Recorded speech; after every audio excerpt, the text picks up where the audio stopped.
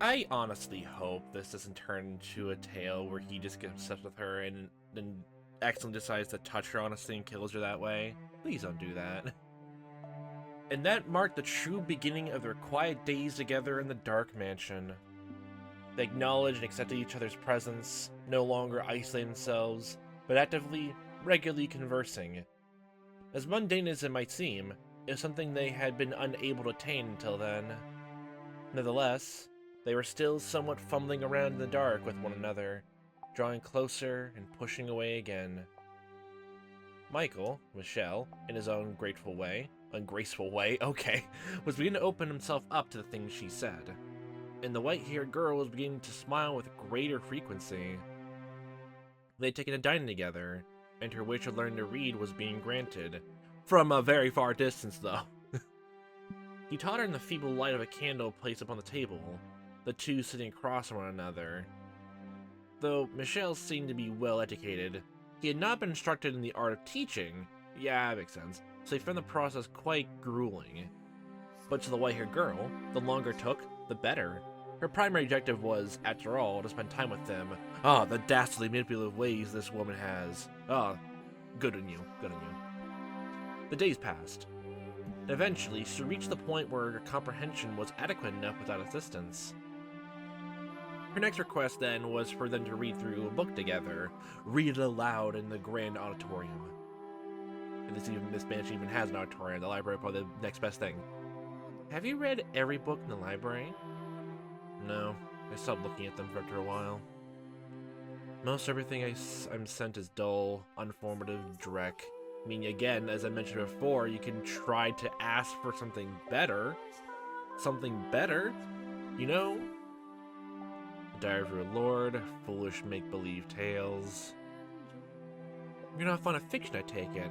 Oh, so that's what this whole thing is then. Okay, wow, you're even more boring. What value is there in the lies and fantasies of another? But it's fun. It's fun. How dare you? You're fiction. Stories can be invigorating, yes. Tales of adventure can take you places you can never go. Legends of heroes, folklore, stories of otherworldly phenomenon. They can be terrifying and they can be exhilarating. They may not be real, but they give you a little glimpse in the author's heart. Let you feel like you're seeing the same thing they saw. You are a very empathetic girl. Fiction inspires nothing of the sort in me. Probably because you impressing yourself off and isolating yourself in this giant mansion for years on end, so you need to be retaught that. However, perhaps long ago, it may have been able to, though I can no longer remember what it feels like. I'm sure it'll come back to you. You're not an empty man. Sorry, you just called him completely just empty-souled. I'm making you uncomfortable again. How about read this book today? Oh boy, it zoomed in. It's important. It appears to be a collection of legends. You haven't read this one yet, then. That's good to hear. It'll be more enjoyable if it's a new experience for the both of us. It looks like it's a record of local legends. The book is divided into several sections, though it appears to be mostly superstitions. I am curious what kind of stories this area has. The two of them were looking down the simple, undecorated volume. As the white-haired girl had said, it seemed to be a collection of local legends passed down generation to generation. My brain's going 1,000 miles a minute, wondering if, like, if the curse came about from, like, a book like this, or, like, just from, he already had in his own brain, or whatever. That's the thing, because, like, it's, from the sounds of it, he doesn't really know curses. Unless it's one of those things of, like, oh, I have magical powers, but I don't use them at all, and when something bad happens to her, like, he would just, like, just out loud just say, I curse you, I wish this didn't happen, and then that became true, even though he didn't even know that was a thing. I wonder if it's like, gonna be that way, or this book is literally just, here's how to create your own curse 101 for dummies. As the white-haired girl had said, It seemed to be a collection of local legends passed down generation to generation. They sat across from one another at the table, her turning the pages, and Michelle simply watching so as to not brush against her. Eventually, her eyes are drawn to a particular word on one of the pages, bring her hands to a stop. This word. The witch. That chapter detailed the story of a witch, or more precisely, said witch's curse. Wowee, this is the most important chapter of all. The story went something like this. There was once a witch, skilled in the dark arts. She lived a meager, but peaceful life alongside the other villagers. But then, a long, long drought struck the village, which the people blamed on the witch. The witch was sentenced to death, and as the fire blazed around her, smoke rose high into the air. The smoke soon became rain clouds, blessing the village with an end to the drought. The crops were revitalized, and the villagers fancied themselves heroes. However, the rain also brought madness upon the people. Though the earth below them was lush and fertile, the villagers were losing their minds. The rain, it's acid rain. And they eventually began to take each other's lives. The witch still lived on, in the form of a curse. Many fell victim to the witch's curse, though it did not only take, it also fulfilled people's desires. Oh, that's definitely not ominous at all. The villagers had gone mad, but their wish for freedom from the drought had been granted. Thus, the legend has been passed down as follows. The witch will grant your wish in exchange for great sacrifice. Great sacrifice your wish.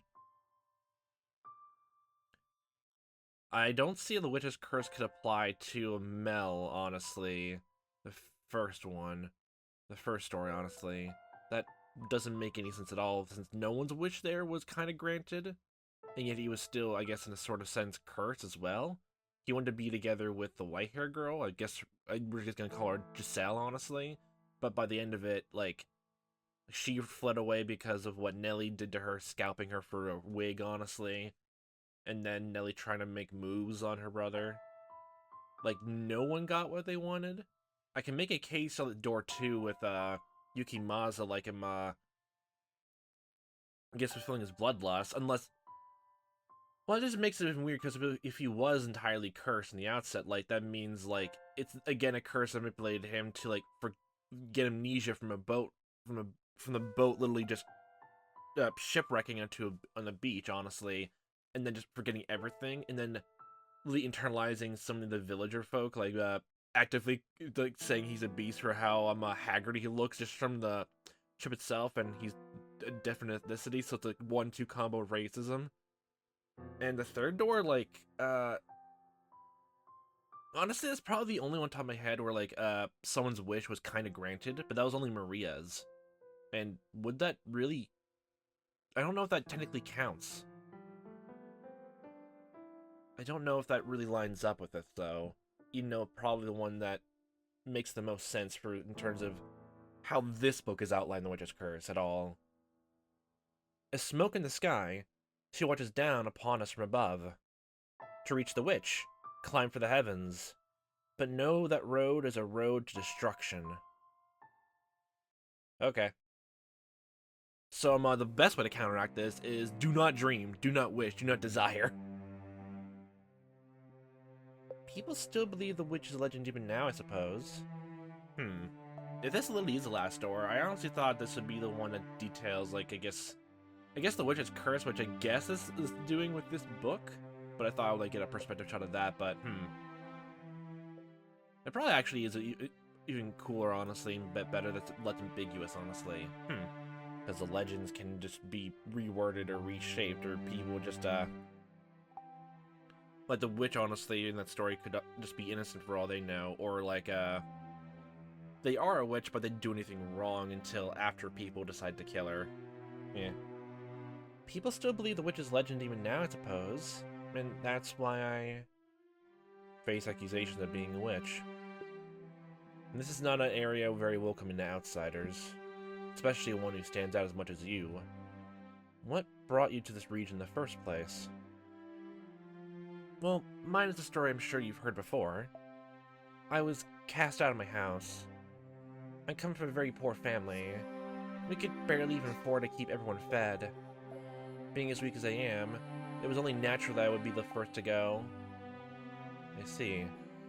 What I don't understand, though, is why the witches said to grant people's wishes.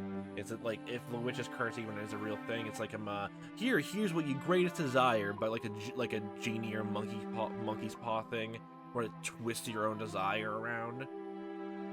Is that what the witch's curse is, basically? That is to say, she had reason not to hold a grudge, but not to give people things they asked for. All we have to go on is a few pages, unless the rest of the book talks more about the witch's curse, like several chapters later for no reason. There's no saying what might have been changed or added over time. It's almost certain the entire legend isn't written here. That said, if we were to accept everything as written, you can infer what the witch's reason might have been. And that is, if you truly want it that much, you can have it, but I'll make certain your suffering outweighs it. Despair that comes after a moment of happiness is far more agonizing than despair alone. Yeah. I presume that is why the witch decided to grant people's wishes. That is a great way to look at it, actually. Pettiness and getting revenge on the townspeople, honestly. Okay, I that's actually kind of like, wow. Wow, that's actually a nefarious plan. I like it. May I ask you something? Go on. When I first arrived here, you told me that a cursed witch used to live in this mansion. It was this same very manor that they said to cast her out and burn her at the stake. And there's a part of me I was wondering if, like, the main character, you capitalized Y, was, like, Michelle in some way. But, like, immediately that kind of got crossed my brain because we know from the very beginning of the game that we were crucified.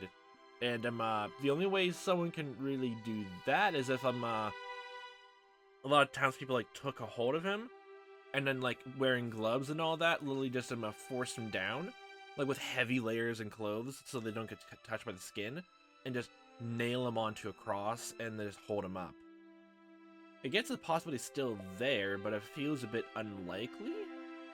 But I guess I'm not keeping in mind because like, I think so far the only people who know that his whole thing of touching someone that kills them is his family, and maybe anyone who lives around there, but from the sound of it, he doesn't live anywhere near that anymore, so any townspeople around here would have to learn the hard way. And then I don't know if anyone would want to take the chance, or someone is like that reckless or heroic or brave enough to notice that anyone he touches dies, to decide, you know what, I'll take one for the team, and just does the whole just close up and layers, then does that. That seems a lot of extra steps for someone to take, honestly, so I don't think Michelle is us. When I first arrived here, you told me that a cursed witch used to live in this mansion. After reading this legend, I'm now finding it hard to believe you made that up simply to scare me away. I appropriated the tale, nothing more. I thought you said you didn't read this book, you liar! I said the witch is born in this house. What? Quite the place my family found for me. So, your family, like, gave birth to a cursed son, so they decided to put you into a cursed mansion. Wow. Loving. But it was a clever decision putting me here, I think. Because I'm, you're cursed and the house is cursed, so, like, if you stay here, it gets counteracted. Not many people are likely to come near your house with such a pedigree. Well, that, yeah, I guess so. Like, that makes sense, but, like, eh. But... no, never mind. That makes sense.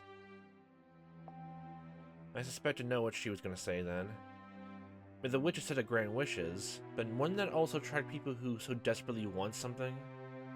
They do not care what price they must pay? And perhaps she was correct. Okay, and literally was like well, then the only people who technically mattered then to that would be like Maria and like Jacopo, but then I guess the two witches there, like, they did counteract, like they both came together, like that Jacopo, when like he took in the white hair girl to the house, like he started falling in love with her, and then maybe wished for that. He wished for her to love him back, and then Maria came in, like also brought to the house, and her wish honestly was to bring them, like push them apart, which technically speaking, she did by her own two hands. I don't know if don't know if like that means like Kurz like did it all for her, or like helped her out with it, or whatever, like coincidentally wise, or whatever have you. I still can't imagine how the first door comes to be with that though. The only thing I can think of for that is like just Mel like trying to get together with that girl, but by the end like it didn't matter by the end anyway. Unless you're gonna say that every man's wish in the last three doors really just was falling in love with the white hair girl, but like the Beast wasn't. I mean, I guess he was like I don't even say he was smitten, honestly. It was more like a tale of like he was fine. He was with someone who finally like was fine like being around him. Like he called himself a monster, thought of himself as a monster, and then the girl was there literally just to like appease his doubts. Honestly, I don't. Would that just be his wish and desire, or just like one of those wish and desires, honestly, for bloodlust, even if like he didn't subconsciously, or like out, like he only thought of it subconsciously. That's like a lot of extra steps with his wish. Gosh. Perhaps she was correct. Perhaps there had been those who had come to the mansion chasing after the legend. And perhaps they encountered Michelle, touched them, and lost their lives. One day in the garden, he had said, "Many things are buried here." Yeah. Perhaps that includes such visitors. I also just gotta, like, mention this, because, like, I had the thought before, that since I got to the main menu of the game again, it's literally just the maid, the white hair girl Giselle, and, like, someone who looks like over top of them with white hair, with a hand, like, almost laying down over Giselle. Part of me is now wondering the symbolic of Leah. That's Michelle, honestly. Like, their hand, like, is overshadowing Giselle, honestly. I wonder if that story might be more than mere superstition. If the witch of legend really did exist, what would you do? Well, it'd be nice to talk to her. Maybe. That's all. Really. I just want someone else to talk to. I feel a little bad for her, though. My people ever visited her there to ask her something, after all. Yeah. I can imagine just how lonely that must be. I swear I cannot comprehend the way your mind works. Well, then become more empathetic. Read these books. Read them. Read them. Stop being lost into your own brain. Sorry. Although, if we assume the legend is true, I have an idea what climb for the heavens might mean. Like an actual ladder, Tower of Babel, honestly. Oh? The mansion is an observation tower. We're gonna go up there now? Or suppose, what used to be an observation tower. At any rate, it is quite a tall structure. This is the house where the witch was supposedly born. A tower reaching for the heavens seems the perfect place to find her, if she really is here. Oh, yes, I remember seeing a rather tall structure as I first approached the mansion. It was the tallest thing of the house. Would you like to see it? Of course. Please, lead the way. The two of them left the library and made their way to the room with the stained glass window. At the far end of that room were the stairs to the observation tower. The tale of the witch had piqued the white-haired girl's interest, inspiring her to put herself forward to satisfy the curiosity. She had, after all, been accused of being a witch herself, so she undoubtedly felt an affinity to the legend. What a sweet girl she was. Even if, like, what was it, Michelle, like, cursed her, like, why would you want to curse her to, like, keep coming back to this mansion, like, befell unfortunate every time. With Michelle in the lead, the two climbed a long, long spiral staircase. There were many more stairs than the white-haired girl had anticipated, and she soon found herself short of breath. Rectangular windows were carved out of the stone in the regular intervals. Peering through one of them, she could see a village in the distance. A pleasantly cool, high-altitude breeze brushed across her face. After much climbing, they finally arrived at the top, where a door made of partially rotted wood stood. Michelle pushed open the door. Pulled open. Isn't a push-pull door. Revealing a small room with no windows or doors in sight. This is an observatory, right? Where's the telescopes? Where's all the outer space murals? Where are the stars? Oh. I completely forgot about that story, honestly. This background immediately reminded me of that story that Mel brought up. Man. If, we don't end this, if the entire game doesn't end in this episode, I'm definitely gonna take my time to go back and read that part. This is the top of the tower. Despite being called an observation tower, you could hardly observe anything from there. Her face contorted in confusion. The white-haired girl threw her gaze about the room. Glancing up, she saw only a darkened ceiling. Slightly below it, a single small window through which shone a little ray of light. The beam cleaved through the darkness with the sharpened blade of a beautiful sword. The darkness draped over the rest of the room only served to make more impressive the solitary ray of light. It had a magical fairy tale quality to it. So, wasn't this wasn't the story that Mel said was about a girl who, gave letters to, a prince, from a bird? And then, what was it, he tried coming here, but the girl left long ago? Wasn't that how the story went? As it being pulled in by it, she drew toward the light, and started climbing the walls. I suspect there was once a large window in this room. If you look closely, you can see seams in the stone of the wall. The color of the stone differs slightly on either side of the seams. I presume something caused them to seal off the window after it was built. Though I don't know what that something might be. What are you doing? Oh, hi. Yeah, you look just like the girl on the main cover of the game. When Michelle's eyes fell upon the white-haired girl, wrapped in that beam of light, he sputtered to a stop. The man who never flinched anything, who had long since distanced himself from such stirrings of the heart, was utterly bewitched. What nice word here to use.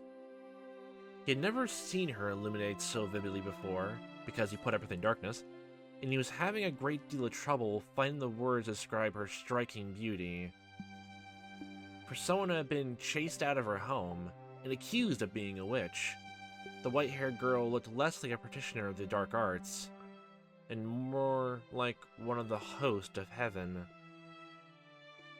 But we did climb the stairways up to heaven, so... Michelle undoubtedly felt the same way, for his gaze was fixed firmly upon her. Hello. Oh, nice smile. Dazzling, isn't it? Like a staircase leading to heaven. Yes, perhaps so. Is something the matter? No, I'm fine. You know, it feels like there's something odd in the air here. It feels like someone actually might be listening. Ghosts? Ghosts? Or is it just love in the air? If the witch were to speak to you, what would you say to her? I would ask her to tell me her true feelings, to tell me what kind of person she was, what kind of pain she'd endure. I just want to know what she felt, this woman people branded as a witch. The legend was written from a neutral perspective. It's possible she was a fearsome witch. Yeah, but anyone who, hates someone can literally write in that way anyway, so... Even if it was written in that perspective, honestly. It's also possible she wasn't. I get the feeling she was just persecuted. Like me. Like me and you. Unlike you, I truly am impure. Disagree all you want, but my touch kills. I'm a strange, incomprehensible, irrational creature. Is it literally one of those things where only your hand curses, or anyone touches your skin in any capacity? Because I like how my first thought was, okay, if your fingers cause the curse, then just lob off your hands. Oh my god. Or maybe I'm not even a living being. That's why when I touch something that is, I bring them death. I was also getting flashback. Oh, that was the one thing. I forgot to bring up the whole thing. I'm connecting with the whole thing, the main character maybe being Michelle. I forgot to also mention, like, that could also explain, like, us holding, like, the maid's hand is also, like, almost like a feeling of very cold or, like, death, honestly. But I don't know if that literally just means that it'll just mean, like, the maid is also, like, another entity like that. Something else that's, human with cursed powers, or something inhuman that looks human, that kind of thing. If only I actually were a witch. If only I actually had some kind of extraordinary power, like a rose turning red. Again, that still hasn't come up ever since the very first story, the very first door. God. Regardless of whether it came from God or the devil, then I would be able to grant people's wishes. Well, I mean, if you got the same exact witch's curse power, wouldn't that just mean that you literally grant people's wishes unintentionally, but then they just get monkey's pawed? Which I guess, like, thinking about it from that perspective, like, it seems like a bit of a stretch, but, like, I guess that would fit maybe with door 1 with Mel. You wanted to be with he wanted to be with that girl, but, like, then she just left. Like, again, doesn't make a lot of sense unless his whole wish was, will you love me in the same way I love you back, which that seems like a foolish wish to have, and just say like, I wish we were together forever, just like that whole thing of love and all that. Doesn't seem to match up, at least to me so far. My wish need not be granted. But it's what I want too. I wish to be able to touch you.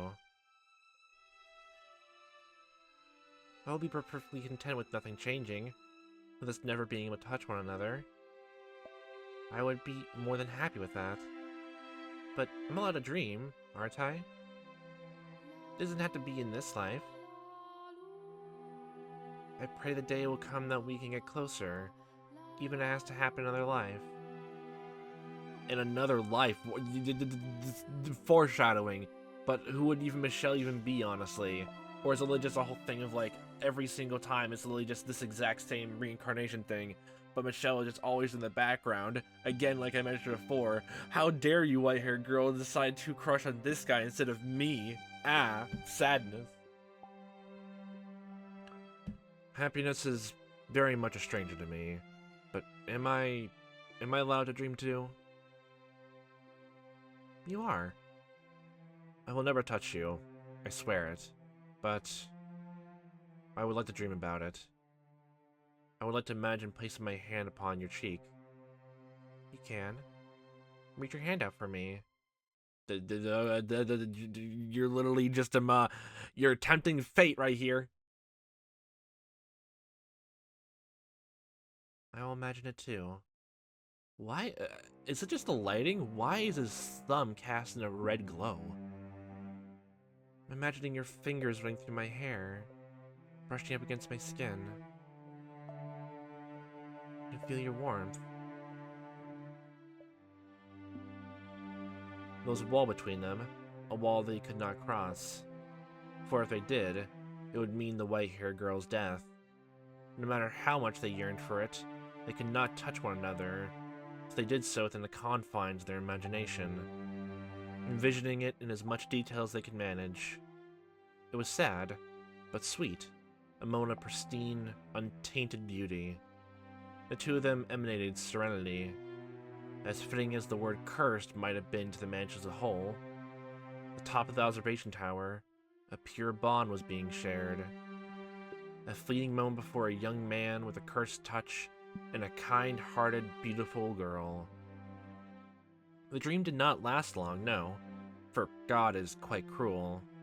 They simply wanted to be together. That was all. Their wish was hardly unreasonable. Only a quiet, peaceful life together. The misfortune was creeping ever nearer, its footsteps growing more and more pronounced.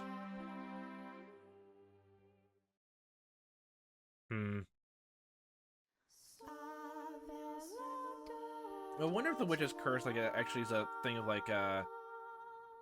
the witch had that sort of animosity when she, well, I guess not even just a she, but, when they died.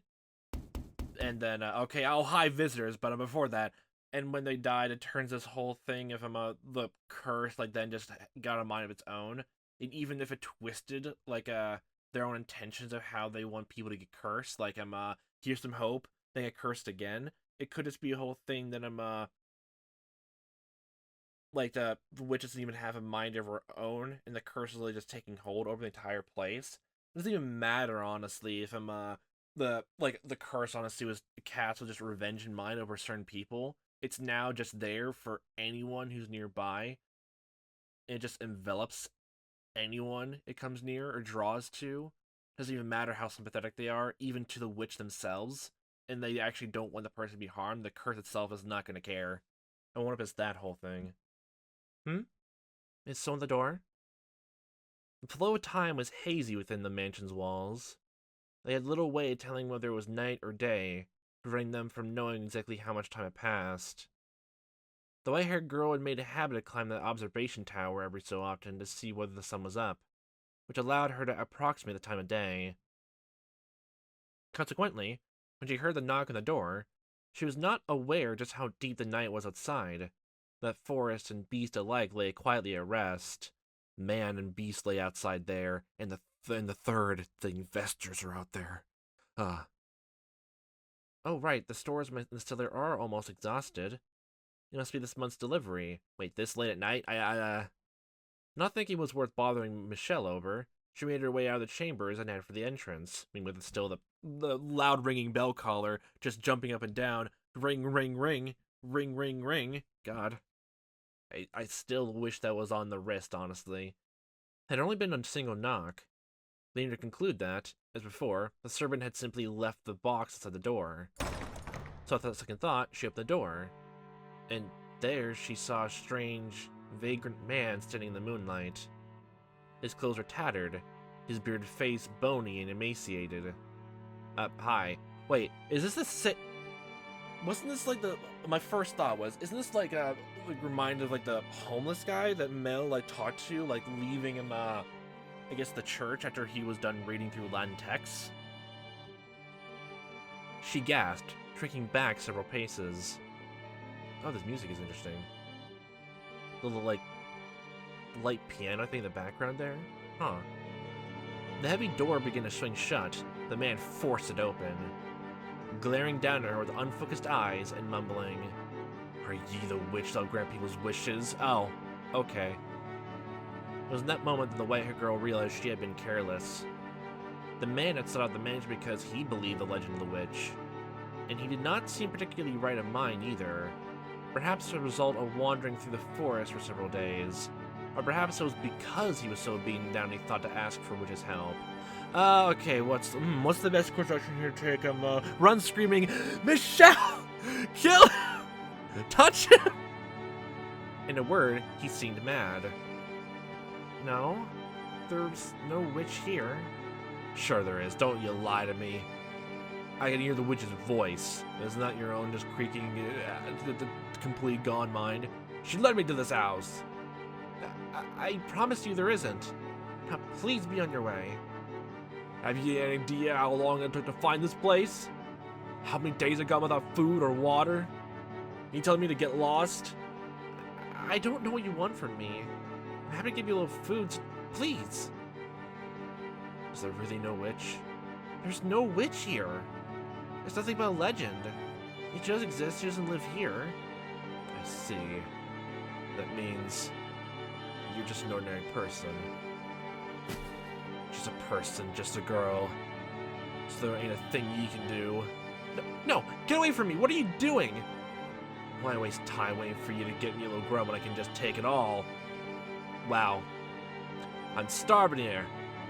So hungry I can eat a human. Okay. You're about to commit a grievous sin. Are you not ashamed to act in defiance of God? God? If I believed in God, would I be coming begging to a witch? I don't fear him. I sure as oh hell fear people. Who's gonna show up at a house in the middle of nowhere? Who's gonna call me out? Who's gonna stop me? No one, that's who. No one's gonna stop me, and no one's gonna offer me salvation. Okay. Here's a thought. You're a woman, so before I kill ye... What are you doing? There's all the people here? The white-haired girl laid pinned on the floor beneath the yelling bandit, pleading for help with her ruby eyes.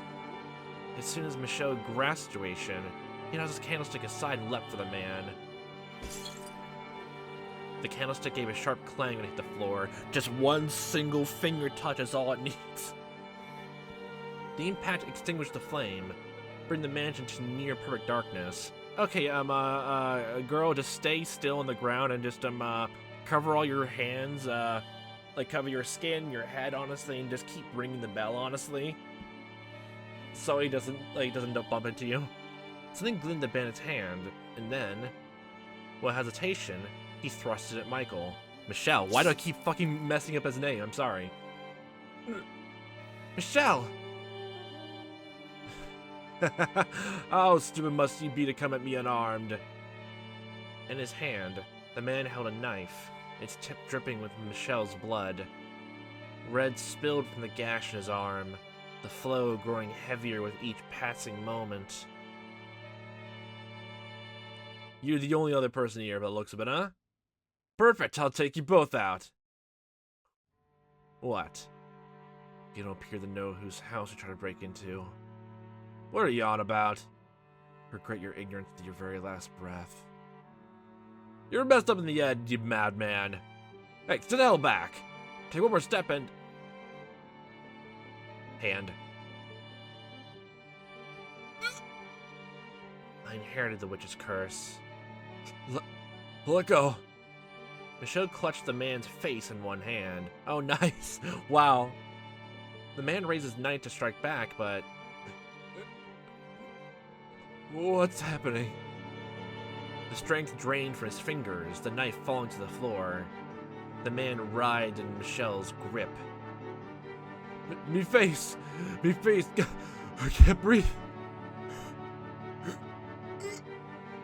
Leave this place immediately. Or you won't get far footed with my curse.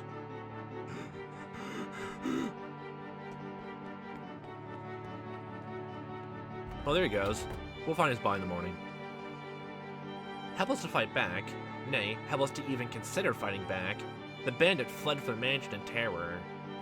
In his wake, only the white-haired girl and a bleeding Michelle remained.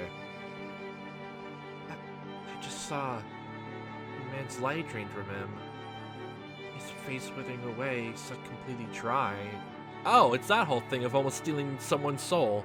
That's actually more cooler than just him death touch and then just him immediately falling dead from a single touch, actually. That's way more fascinating. I didn't doubt him, but dear God, that's probably cool. That was quite disturbing for you, I'm sure. No, not at all, no. It's my fault anyway, if I hadn't been so careless. Oh, your arm, we need to get that wrapped up. Lifts a hand, stop! Please do not touch me. You mustn't touch me. The wound is hardly fatal. It's all my fault. I'm so sorry. No, the degree of blame falls on me for saying nothing. Next time someone comes to the door, let me know. Okay, what was it? You said before the window and possibly the door was barred up?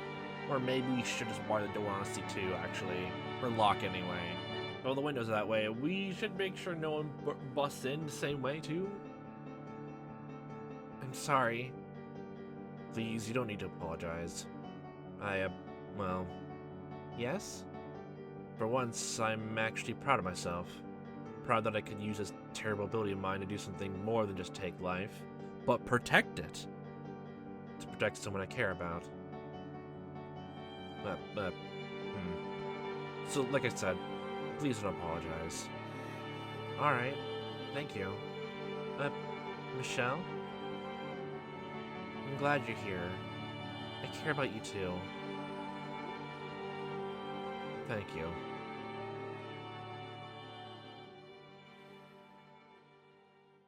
Had the flame of Michelle's candle not gone out when he threw it to the floor, he would have seen a heartfelt smile on the white-haired girl's face, and she would have seen a flush of red and an awkward smile on Michelle's normally blank face. He also might have seen a little glimmer on her cheek, where a few drops of blood had landed. But alas, they had no light. Is it literally just any part of him that touches her? Wow. Wow, holy shit then.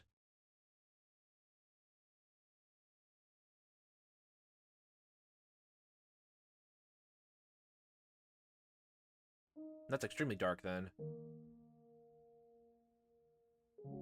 The collapse of their happiness came slowly, gradually.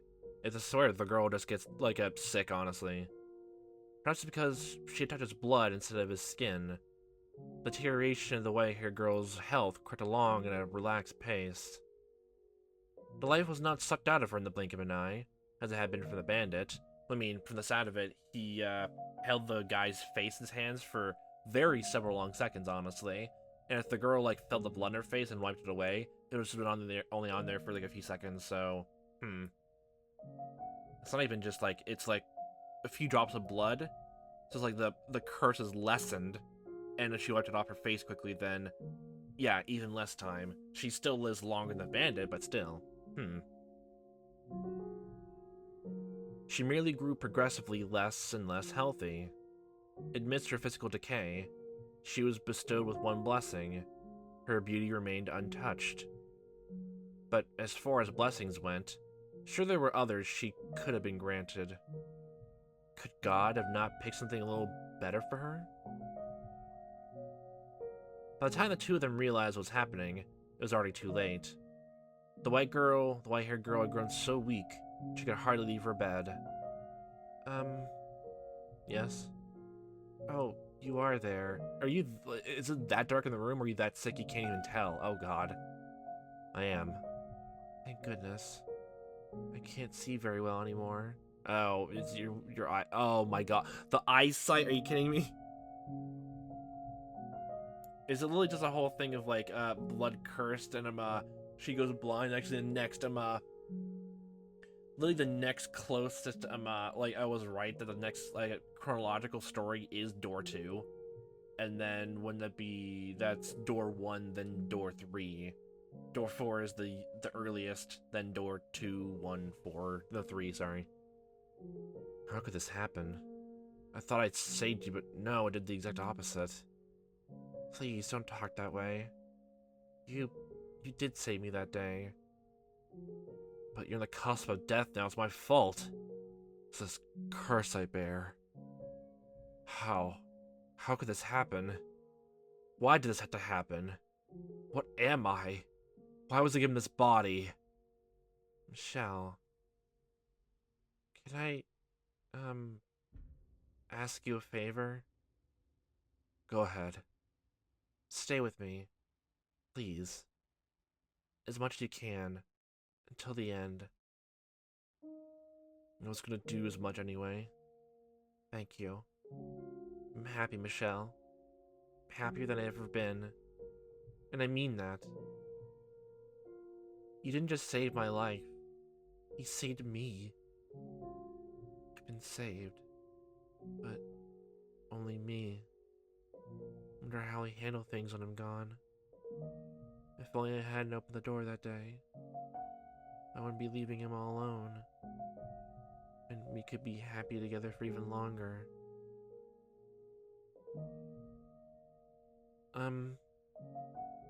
Yes? Would you please hold my hand? I think it's probably safe now. I will not. I cannot touch you. If I do, I might take what remains of your life, take your beauty away, and force you to die hideous. I cannot touch you. You can put a glove on if you really care.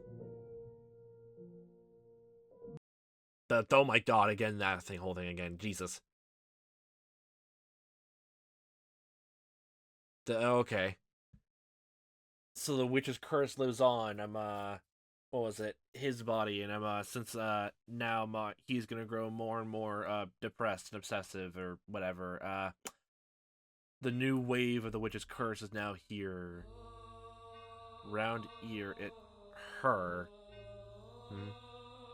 On his way back from the washroom several days later, Michelle heard muffled voices. Got it? Good. Was that actually right with the whole thing with him? What's the thing? Like, if this does lead to the crucifixion ending, then like, how does this go to that then? How did they know about it? He's having trouble making out what they were saying, but he could tell several men, and they were outside the front door. And just thinking about it, actually, even if, like, Michelle is bound down, like, if literally any part of his body, like, even bodily fluids, honestly, like, contact with anyone, that literally causes, like, any one disease like that, the best thing you could do if, like, his hands are bound and he can't touch anyone else, spit. Spit in everyone's faces, actually. He was having trouble making out what they were saying, but he could tell it was several men, and they were outside the front door. The fact that he could hear them at all through the heavy door meant they were probably shouting quite loudly. Okay, well they're not the stealthy type. An indescribable sense of uneasiness came over him. Dread. So just more people decided to come to this house then. Almost like the same thing of how door 2 came, but like in the opposite fashion. People here going here for the witch's curse, and in door 2, people are honestly just going to the house just to find safety. And no matter what, either way, they're both being cast asunder or also cursed. An indescribable sense of uneasiness came over him. Dread. He drew nearer to the door and focused on the voice on the other side. They drew clearer, enough for him to make out what the men were saying. Everything's in place. We're ready to kill this witch now. Oh, okay, oh, that's the whole thing. Okay, I've forgotten about that. That people, like, just want to do that again, like, kill that whole thing. Okay, makes sense. If they already have all that sense of, like, and if, like, the witch's, thing, everyone, like, back then, like, imagine, like, don't touch the witch, or, like, for protection, or, like, because of, she's impure, or whatever, like, she, he, they, or whatever, honestly, is impure, they will probably take precautions, honestly, for all that, I guess. But so far, the only time that a white-haired girl died is, well, it's probably already showing she's gonna die here, and she also only died in the second door, so, It's definitely the place. That half-dead bandit said she was in this mansion. Oh, he didn't die that quickly? Wait, then, like, every time, like, he touched the guy, then, like, how long did someone touch them before they died? Like, okay. How far away is the house? Listen well, no matter what we find in there, we kill it. Wait, my first thought is, okay. Wait, if that guy was that guy an outsider, or, like, he lives in the town? If he was an outsider, then why would anyone fucking listen to him? Especially someone who looked like a fucking exaggerated small corpse. Because again, didn't door 2, like, literally just... Is this whole thing of, honestly, I'm just not comprehending it, possibly just because of racism, honestly? Like, what was it, Yukima's was Japanese and no one had seen a Japanese person before, or, like, they just were just xenophobic, honestly, and it came to that, but this guy, he looked just like them, but he's also zombified, so we'll listen to your words and no one else's. No one else's. Only yours, though. Like, what the fuck? It could be child for all I care, that doesn't change anything. Wow, you're heartless. Kill the witch. Kill the witch. Kill the witch. Paranorman. That movie's great. Kill the witch. Kill the witch. Kill the witch. When he heard me in the door, it was a group of men shouting for the death of the witch. Wait, what the fuck? So this bandit guy literally just said, oh, no, that girl is the witch, not the guy who literally touched me and cursed me. What the fuck? Okay. What, did it also... what? I'm more confused about what. Why does that guy have a vendetta against that girl in particular, and not the person who literally cursed him and said, "I have the witch's curse running through my blood"? What? For the side of it, they haven't brought up another person mentioned at all, except for that girl. What? What? In that moment, Michelle regretted his decision to let the bandit go free and not watch over him to the moment of his demise. He must have made his way down to the village in search of help, where he revealed what he found in the mansion. Damn it. But it was too late. Regret would solve nothing. He could neither stop the villagers from raiding the house, nor could he stop the white-haired girl from dying to the effects of his curse. He was helpless to do anything. The gears of his fate had locked him onto a path of tragedy, and turning mercilessly onward. Men had begun trying to break down the door that what sounded like a battering ram. Well, the first strike was not enough to breach the barrier. It was still quite powerful. Well, in this instance, honestly, before anything, I would probably, like, if it was in Michelle's position, just let him do everything I can to touch them. Like, even if once, and because then no matter what actually happens, they're just doomed to die that way. Doesn't matter what else happens. He was certain it would not hold for long. Michelle's mind raced. Was there anything he could do about this predicament? How could he escape from the corner he had been backed into? Despite his possessing inhuman powers, he would be powerless against a full mob of adult men. Yeah, because even from the power itself, I'm assuming you have to hold onto someone with your skin, or like touch them, for way longer than you did.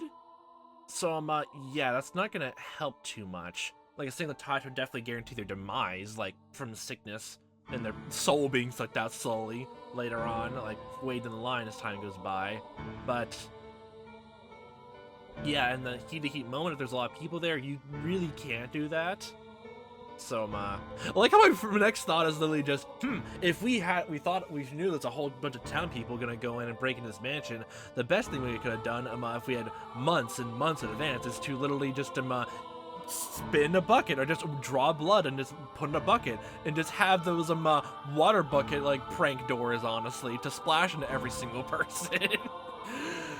If we gotta take it to the logical extreme, then just have those use the curse against them.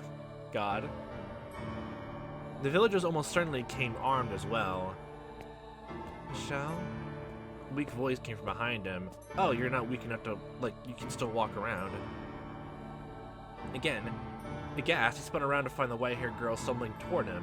She breathed heavily, laying against columns for support. What are you doing out here?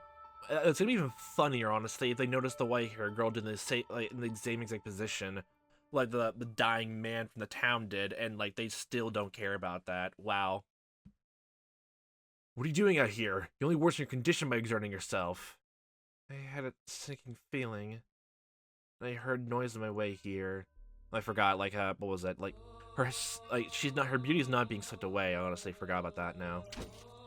And you're just in time for the door to be broken down. It seems that I brought all my misfortune upon you. Don't say that! If I hadn't come here, this would never have happened. Never would have been any danger. Please, Michelle, hand me over to them outside. Absolutely not. I will do no such thing. They're here for the witch, aren't they? I'm guessing the same people who were chasing me before. The village had a poor harvest this year, I hear. Oh yeah, I forgot. Oh yeah, those people nearby. Oh yeah, I completely forgot about that too. Okay, that makes more sense. Jeezums. God. My memory is like Swiss cheese. Like the village in the legend. And they believe it's the witch's curse. Did she live in the village nearby, or did they just see her with the white hair and the red eyes and just think immediately witch? Is that it? But you're not a witch. Need someone to fill the role, though. And again, scapegoatism! Yay! Oh, great! I love this trope so much! Oh, wow! Can't you feel the absence of staring in my voice? I love this trope so much! I kept talking about Ala and Higurashi a few times, and God, I feel like that's gonna come up again when I go through Echo. God damn it. I need someone to fill the role, though. So please, hand me over, and escape on your own. I could never. Please, Michelle. I'm the one who's cursed here, not you. You want me to hand you over? What would I have left then? Nothing. Not a thing. I would have nothing. After so long, I finally found someone who isn't afraid of me, who won't run. Yeah, this almost seems like an exact parallel to the door too, honestly, so it almost feels, yeah, naturalistic. I kept bringing that up, honestly, like the whole thing, not turned away, like, you feel like you're cursed, or like you feel you're inhuman, yeah. I have no interest in a world that will take you away from me, make me live alone once more. Don't quite know if, like, Yukimaza, like, literally, the girl was a stopper for his bloodlust, or, like, using this as an example, like, because of, like, what happened to her, honestly, the other person technically cared at the time, after his mind went crazy from amnesia, or, like, a slight, I guess, aversion to, like, causing pain, destruction. Like, he decided to, like, almost take that into a weird, like, revenge slot, or, like, and then things just progress worse for Yukimaza from there. The hell, such a world. Michelle. The door is, I think, broken into halfway. Would you be willing to die with me? If that's what you wish, stay with me to the very end.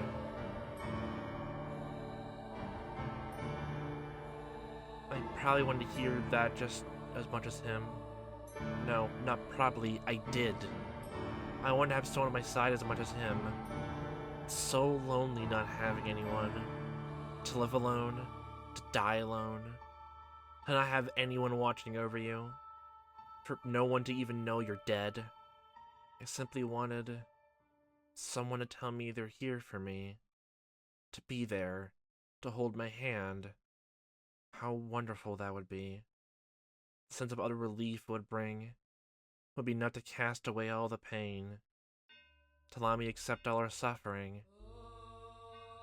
So please, tell me you'll...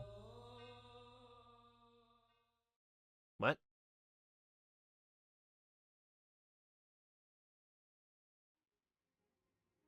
Michelle and the white-haired girl chose to spend their final moments atop the observation tower. They could hear the crash of the battering ram against the door, the shouts of the men, and the stomping feet. Despite all that, the ray of light shining through the little window was beautiful as always. The room's air of serenity remained unimpeached. It's a long climb to the top. The white-haired girl was terribly out of breath.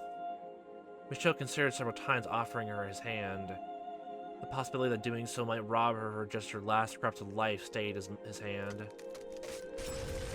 Sounded like they broke down the door. I'm glad I made up here when we did. Yeah. Be a nice, way to go out, just, with her honestly by your side, then again, just spitting at every single person who decides to break down into the observation tower. I'm so sorry for asking this of you. Don't be. But I've chosen here for my final moments as well. This is the one place in the mansion with any sunlight. The one place that can get a good look at you. Thank you.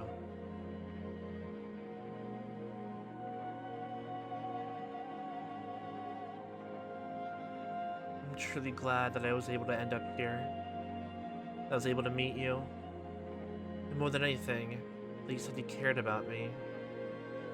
Have I managed to become an essential part of your life? Do you even need to ask? I wouldn't be here otherwise. I feel the same way as you, I'm sure of it. The two of us are more similar than you probably care to admit. Can I ask you one more thing? Go on. Would you embrace me? If this is to be the end, if this is to be my last chance, that I don't want it to end without being able to touch you. Please, please don't refuse me this, Michelle. Just do it. Please. I won't keep you waiting long. Thank you. The truth is, I always wanted this. I dreamed of being able to hold you. I dreamed of it too. Thank you. So Very...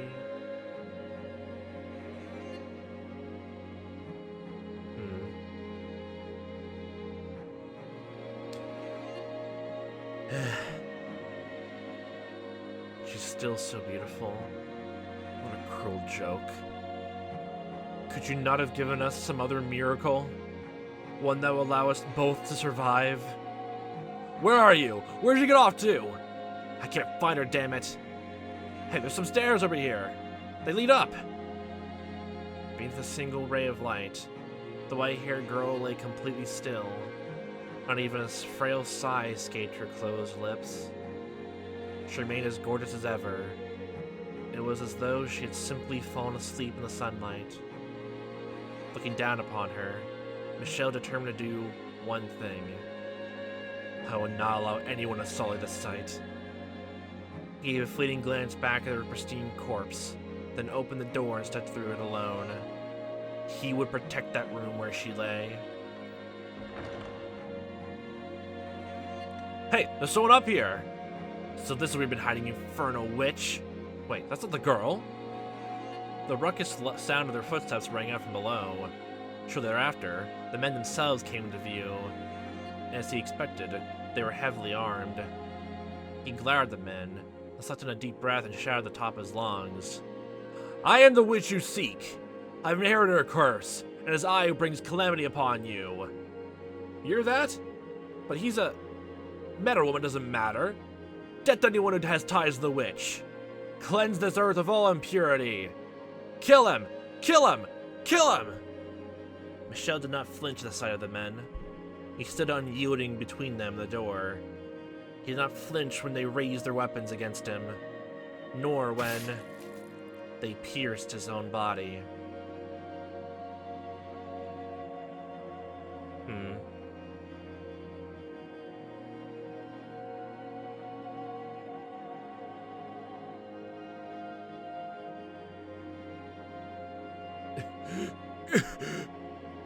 Die and take your curse with you!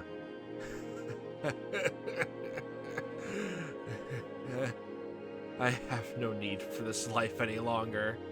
It's all yours. And just spit blood everywhere. I am cursed. To kill even that which I wish to protect. But, at the very least, to protect one thing before my life is done. Not even one of you will leave this place. Wither and die by my curse. The blood spilling from his skewered body flowed down the stairs, down and down like a little river, soaking the feet of every single man that stormed the mansion.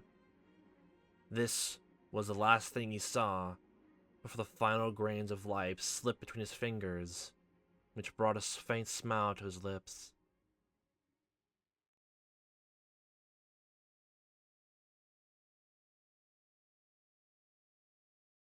She's still alive. I kind of figured. Neither of them expected what happened next, though for God has a most twisted sense of humor. The white-haired girl had not miraculously passed away without being robbed of her beauty. Why am I still alive? That's I think even more tragic if only no, the blood did get on her and like she went sick, but it'd be a fucking tragedy, honestly. Like that she just got sick from something else, honestly. Oh god, she got sick from something common, and then that they assumed that came from that. God damn it.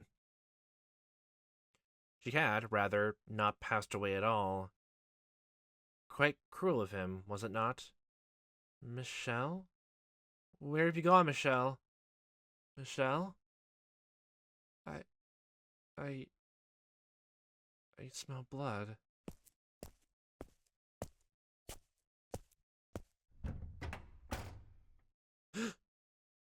For had he allowed her to die, she would not have been made to witness the scene that awaited her. Oh, no, no. And I'm sure you know just what it was she laid eyes upon that moment. The ravaged corpse of her beloved. A torrent of blood streaming down, down, down the spiral staircase. And the sickening stench it raised. No, No, why? And his was not the only body. The villagers who assaulted the mansion had been subjected to this curse. The life drained from their withered shells. So their blood, like his blood accelerated their deaths since they kept coming in contact with it. They literally just died in the stairs. They didn't even move from where they were. Man, that guy that Michelle just touched, honestly, he was given the curse of life to stay alive for a bit longer before just for these guys to come in and kill him. Wow. Wow. Why did this Michelle, why? Why am I the only one still alive? That is a question I cannot answer either. Perhaps his curse did not affect those he loved, as terribly cruel as that might be. I cannot say. Why? You said we would go together. A world without you has no meaning. Had she actually spent her life there in the room at the top of the tower, perhaps this tale could have had a happy ending. She would have been at least been able to have the man she loved at her side until her very last moments upon this earth. But that was not what had transpired. She had survived, been left utterly alone. I felt a profound pity for the miserable girl. Oh yeah, maid, you were just watching all this happen and never talked to either of them. Okay. So I called out to her. Oh yeah, the witch. Oh my God, hey witch, is your first name Fata? Would you like to see him once more? What? I have the power to help you meet him again. Who's there? Where are you? You know what they call this mansion. So, who do you suppose remains in these grounds? What, did the mansion have a placard of what this mansion was called? It was called the Fata Morgana Mansion, and no one decided to, no one decided to read it aloud until now. No way. You're a legend. Well, at the very least, we're not Michelle. Or at least in that case, anyway. Unless, literally, we're just a reincarnation of Michelle, honestly. I guess that means, oh god, does that mean that literally every single person so far is literally just a reincarnation of that? Hi Mel. Hi Jacopo. Hi Yukimaza. Oh, hi. No, wait, you're the legend. You actually exist. Now, I ask you a simple question. Would you like to see him again? The witch grants people's wishes, but at a price. I said I wouldn't ask for assistance if I met her, but that's all changed. Now that I've lost him, if it's truly possible, then yes, I want to see him, reincarnated for years and years, even though that, his form changes, I guess, but not yours for some reason? Bring him back to life. Regrettably, I cannot directly meddle with the force of life and death. However, I can guarantee you this. Your reconstruction. Reconstruction? Correct? To ensure that you remain as yourself in future lives, and are not reborn as someone else, your body and mind shall be reconstructed, as shall his. If you sincerely wish to reunite with one another, if you genuinely need each other in your lives, you will eventually meet again. All I can promise you is eternal reconstruction. What you make of it is up to you. Is the maid actually just the maid actually is just Fata Morgana? You want to see him again, don't you? You want to hear his voice again, don't you? You want to feel his hand on your cheek once more, don't you? If that's what you want, then you must remain who you are. If you are simply reborn, that wouldn't be you. So there wouldn't be any point, would there? Me as I am now, and he as he is. She didn't promise about him being the same way, only you. Make your mind quickly. I will not wait long. I want to see him again. As you wish, sweet little girl. I shall grant you both eternal reconstruction, and pray with all my heart that you can attain true happiness. Well, we didn't see anyone who looked like him similarly ever since then in the other door, so I'm, okay. So, like, it's literally just a whole thing of, like, either, for some reason, only he was not reconstructed, and everyone, and those three were the same, people that really took on, Michelle's reincarnated form, or literally, oh, he's always been around, looking the same as he always did, but, they never met in the doors he went through for some reason. Shortly thereafter, the white-haired girl took her own life. She decided she had nothing to gain by remaining in the present time, and that in order to reunite with Michelle, she needed to make her way to her next life. And thus, the mansion was left bereft of a master, to travel slowly through the ages until someone came along to give it life once more.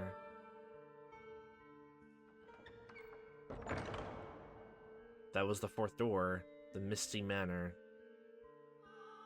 Huh. This is probably the shortest chapter of them all so far. But an unfathomable amount of time has passed, and the two have still yet to reunite. Yeah, I figured as that much. But they haven't even seen each other since then. So where was Michelle's other form been this entire time? Well, I guess he didn't even live in the mansion, honestly. But, like, anyone who was brought to the house itself.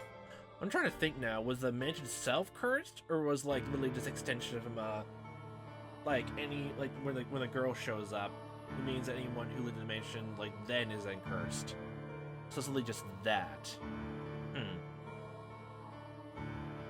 It could just be, like, even, like, even though, like, she reincarnates and, like, she doesn't have any memories of her last life, like, she falls in love with someone else again. Even though it's not him, it's just the same love, honestly, which, literally, curses whoever it is. Yeah. I'm trying to think, like, cause, yeah, like, no one was cursed before she came there, honestly. And probably the only time, like, things weren't really that, I guess, cursed in a sense, was mostly the circumstances in Door 3.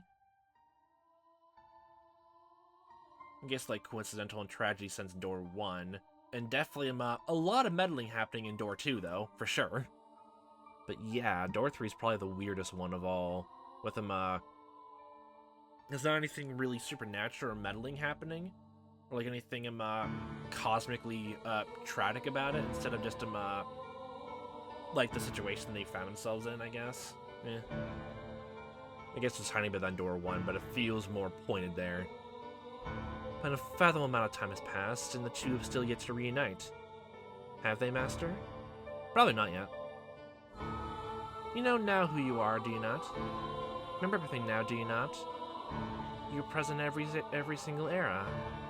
Reason for which is I described in the previous tale. So, like, we were always just the guy in those tales, but we haven't really fully met her again. Because you yearn to be reunited with someone, but that person never showed up in any era. And poor, sweet you, having no memory of any of that, live those lives with other men. With other men? What? Am I misreading this? Okay. I haven't met the girl in my dreams. I found the marriage. Oh god, that's not how it's supposed to be read out, but still, Jesus. Is any surprise misfortune befell those eras, then? The door swung closed. So, like, yeah, so they haven't met each other. But, what's the era that you came from where you were crucified, then? Unless literally you were Jesus and haven't found that girl yet. Oh my god. But rather than outside, you and the maid were inside the dull, monochrome room at the top of the observation tower. The uninspiring ray of light shone not through the lone window high upon the stone wall. Wrapped in a curious, impenetrable darkness, you both stood alone in the room. The maid wore a gentle, but brutally cold smile as she looked straight at you. It is not your fault misfortune befell you. I mean, yeah, obviously from everything that happened. Yeah, no, I'll be fucking furious if anyone said otherwise. The only force to blame for that is fate. They also named Fata. You're always so kind, so pure of heart. You had boundless trust for others and the goodness of people. You're the very image of all that is right. There is no greater misfortune than someone as pure and beautiful as you. Being mercilessly thrown into the grinding gears of tragedy again and again. I shall pity you for everything you had to go through. You poor, poor soul. You must be utterly exhausted. Constantly betrayed. The man you're waiting for never appearing. Oh, we're her, honestly. Okay. Oh, we were always there. Okay, then. After so long, your spirit wore down to the bone. You lost any and all awareness of who you even were. Who were you hoping to find wandering into this illusory mansion, cut off from the free world, the real world? You and I are the only ones here. The man you seek is nowhere to be found. Have you still not figured it out? Then allow me to tell you everything.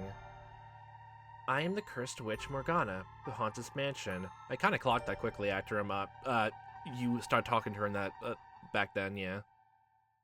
And you were the tragic plaything of fate, the white-haired girl named Giselle. So, legitimately, you just saw every single one of these happen. It's like, yeah, no, like, you wanted this to happen, you want to be with that guy, but I'll curse you instead. I won't help out. Yeah, wow. It's not really that surprising to me after, like, figuring and, like, reasoning all that out. Did my calling you master confuse you? I mean, yeah, you already said, like, several times during these tales that you lied to us, so. If so, then I apologize. My habit of calling the master, or mistress of the house master, is quite deeply ingrained. Yeah, I even called that, then it could even just be that we're reincarnated as someone, like, not even our same gender, honestly. And yes, that means perfectly precisely what you think it does. That I've accepted you as my new master. But I wish for you to remain here. To stay with me. So, let's put an end to this journey. Do not worry. There's nothing to fear. We're simply going to step outside the river of time. Nothing unpleasant will ever happen to you again. I will be here with you for all eternity, and I give you my utmost care. Okay. Okay. You will not have to wait for anyone. Forget about him, the man you once sought. And I'm sure you shall find happiness. Please, do it for me. I have been waiting for you for so very long. I have wanted nothing more than to see you again. But you're continually stolen away from me. It's also kind of on you for not, like, trying to talk to her more, if it really was this. It's like my sincerest desire to spend my days with you. Which is why I wanted you to recall everything. For surely you would not willingly repeat the same fate, if you knew of all the pain that has caused you to suffer thus far. It sounds more like just like the guy just never appeared again because he doesn't live anywhere near any of these places, honestly, ever again. Like, does the house, like, actually just, is the house literally just just moves around the entire globe, literally following where the next reincarnation of the girl shows up? But that begs the question, where does Michelle reincarnate from? Because now I can't even gather if he honestly would look the same as he would always. Well, either, like, same face, like, same white hair, like, long hair, honestly, or like, when it cuts it out. He looks the same, but they're nowhere near the mansion. I'm wondering if that's the thing. Spend eternity with me. The gentle embrace of darkness. The maid extended her hand for you. Her fingers, brushing up against yours, were as cold as ever. But her breath tickled your skin pleasantly, and her sweet words rang in your ears, filling you with warmth. I think there's a choice coming up, honestly. And even after this time, I was told there was a timer for some of these, but, like, none of them really happened. You thought back on your time with her in the mansion. She indeed had always treated you with great compassion, and nothing she had said seemed to be a lie here. And so you pondered. What were you to do? Oh, there's still more to be done. Well, I kind of want to choose that, actually, the most. Let me just save here real quick, honestly. I usually don't like doing this, honestly. I do that after the episodes are done, but I just want to save right here just in case. There's still more to be done. Something seemed off. Not only with the story she had just told, with her, and with you, yourself. There's even the whole guy with the painting, the keys, and everything else. Well, like, he implied that it was going to be the next door that came up. And even then, like, she doesn't, like, have a master of the mansion itself. She literally saw a glimpse into the fourth door, and yet every time we tried telling her about it, we just couldn't for some reason.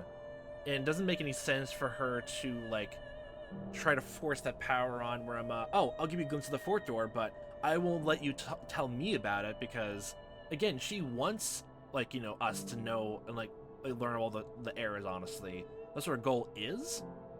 So there's something else weird going on, even, too. Assuming everything she had said was the truth. Which or not, my mind is made up. Which will strike you first, I wonder? Regret, or the curse? You seem to be doing just fine. It's only a tale. The witch is real. Very much so. It is not a legend, nor a fairy tale. I wonder if we didn't choose the other choices throughout this game, like we wouldn't get that third option. The witch is me. Yeah, they did say in the painting, but doesn't make any sense though. That's right. It wasn't the white-haired girl who claimed to be the witch. And that wasn't all.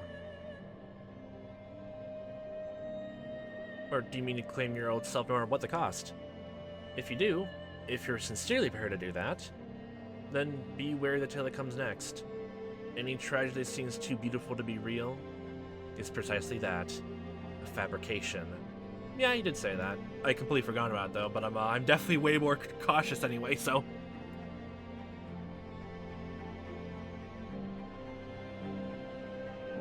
None of your questions have been answered. You still don't know who the painting was, or what taking place so long ago that caused the mansion itself to summon people to it. You didn't even know who you were, for that matter. Like, that's a lie that she's telling us, honestly. Because again, like, if we came from another era that, again, was crucified, for this kind of story and all the doors we came through so far, no one in any of the tales and any of the stories was crucified that way. None of them. None. There was still more to be done. You had to find the truth. You need to find someone. That much was certain. But was the story the maid had told correct about whom? And if it was...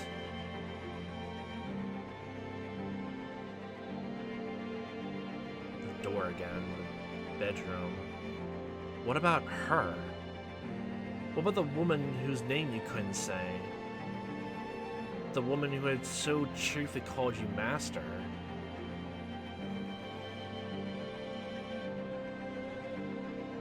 We agreed that we would live together, not just the same house, so we got plenty of time to add more to the list. You talking about this part?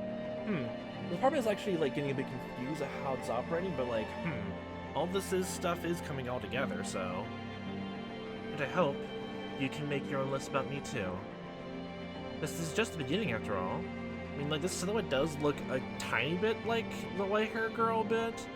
Unless this is, like, a weird, like, third-person point of view and not instead of a first person, then we must have been, I guess, Michelle?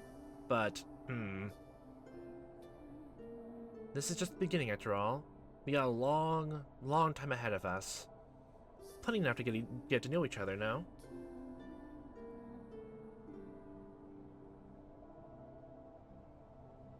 You must say her name. You must take her hand. You must make her smile once again. You mustn't reclaim your old self. We have to type in the person's name? Oh boy. Okay, oh yeah, this. And oh yeah, even though, like, the last story, honestly, like, when they did a flashback to him, to that silhouette of that girl, honestly, it was like the silhouette and then that, oh wait, glitchy aspect. And even after, like, she laid in bed, it glitched out right then. So, like, does that mean the ending of that story actually wasn't true then? After that point, it was completely fabricated? Or there was a whole sense of, like, even that scene was, like, the real truth.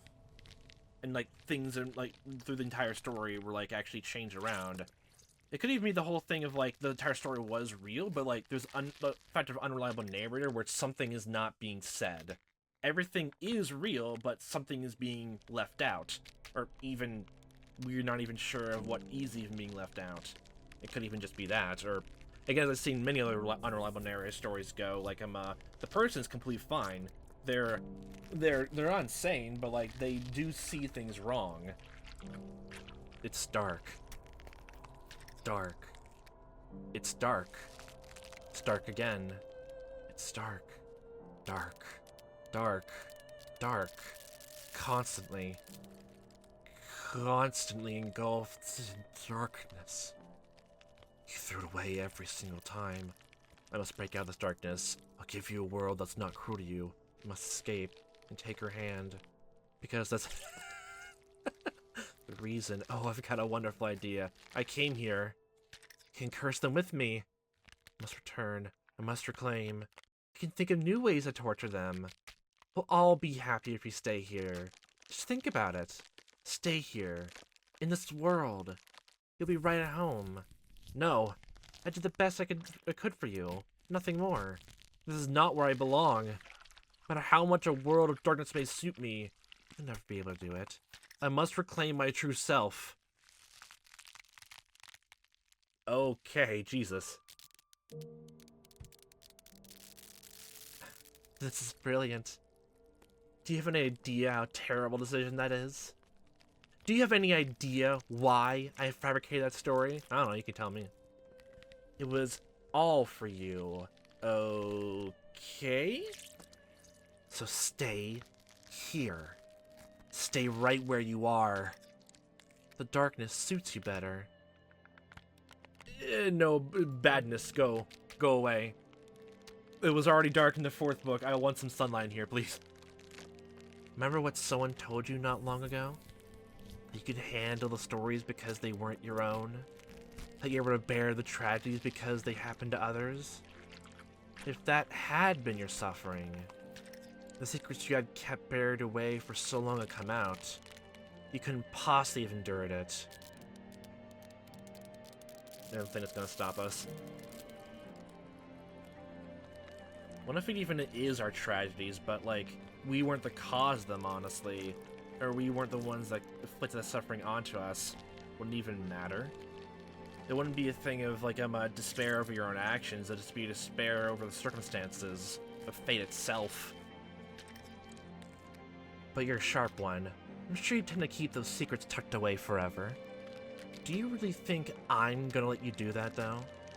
Whatever you try to hide, I'll make sure your beloved hears every last detail.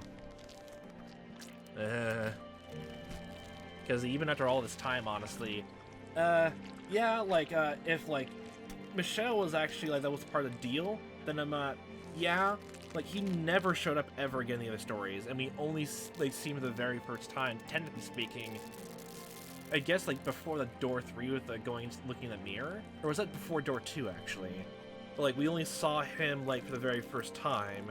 If we really are the white-haired one, we're playing as her, that, we only saw them technically for the first time in here, door 4, at the very end. And no matter which way you slice that, that's awfully too convenient. How foolish can you be? It just feels like it's all planted. Despite all my encouragement, you still insist on getting your old self back? What do you gain from that? What's wrong with doing that, I so want to know.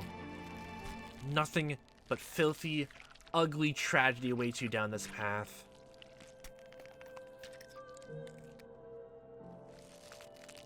Don't get your hopes up, my dear.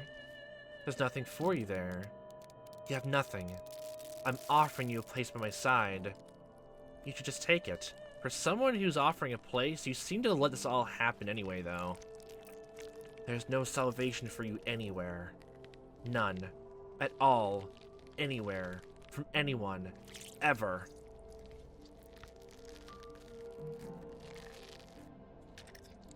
She has long since lost all grip on reality. You think there's anything you can do for her now? Okay, so we're swinging back and forth between either we're Giselle or we're Michelle. Despite having repeatedly failed to even regain yourself.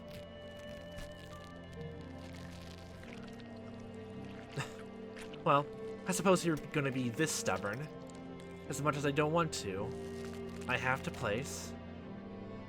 Place? What? Another curse? Wow, a curse in your soul, wow. Not exactly that surprising. That's right. The white-haired girl was never at the mansion. Never?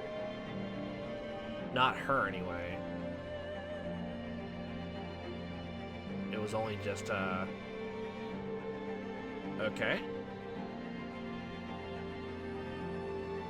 There's still a story left untold. What? The fourth door was all a lie. What do you mean? It was not some sweet little tragedy. The story you told was pure fantasy. No, that was the truth. It's kind of funny also, like, in the same door, honestly, it was just someone, it was Michelle just saying, I dislike fantasy. Oh my god, that's hilarious. That was where it all began. But no? What about the witch's curse itself? Because of what happened then, you spent innumerable years lost. Until you showed up here and... What? You reach out, grasping for it. You pull yourself in. Your silhouette, which has been hazy until now, begins to take form. Your mind, your consciousness, your heart, your soul, and your body. Who are you? The veil in your mind dissipates. The crack forms the shell encasing you. Then another. The invisible shackles chaining your spirit fall to the floor. Reality fades in atop the indistinct, foggy world around you. Bony fingers appear before your eyes. Long hair. Your voice. No. My voice. My body. My fingers. My arms are frail, and my joints weak. Despite my resemblance to the white-haired girl, I am not her. This is who I am. So then, who are we? Does that mean, technically speaking, that, wait. So the white-haired girl was someone, but then the glitch happened after she laid down. Does that mean there was, like, some disguise swap? And then we, whoever we are, literally then decide to, like, go with Michelle and he didn't recognize us? And then we technically died in his arms, or, like, no, just stayed there, but then that doesn't make a lot of sense then. The white-haired girl never existed, it was just us, but we had a weird, we are always told about, we're always shown a white-haired woman, but we never were white-haired. What's the purpose of hiding your hair color and stuff like that? And hiding a rose that we put in our hair? I have finally reclaimed myself. You weren't waiting for the white-haired girl. You were waiting for me. That's exactly why I came here. I have no idea what you were talking about. I have always waited for the white-haired... There was never a white-haired girl. There was only... This time. This time, I must say her name. She is... Giselle. There was only you. I am... Giselle. No. No. I am not Giselle. I'm a servant of the house. I'm the witch. The cause... You are not a witch. The witch is someone else. Why do you insist that you're the witch? What changed you so much?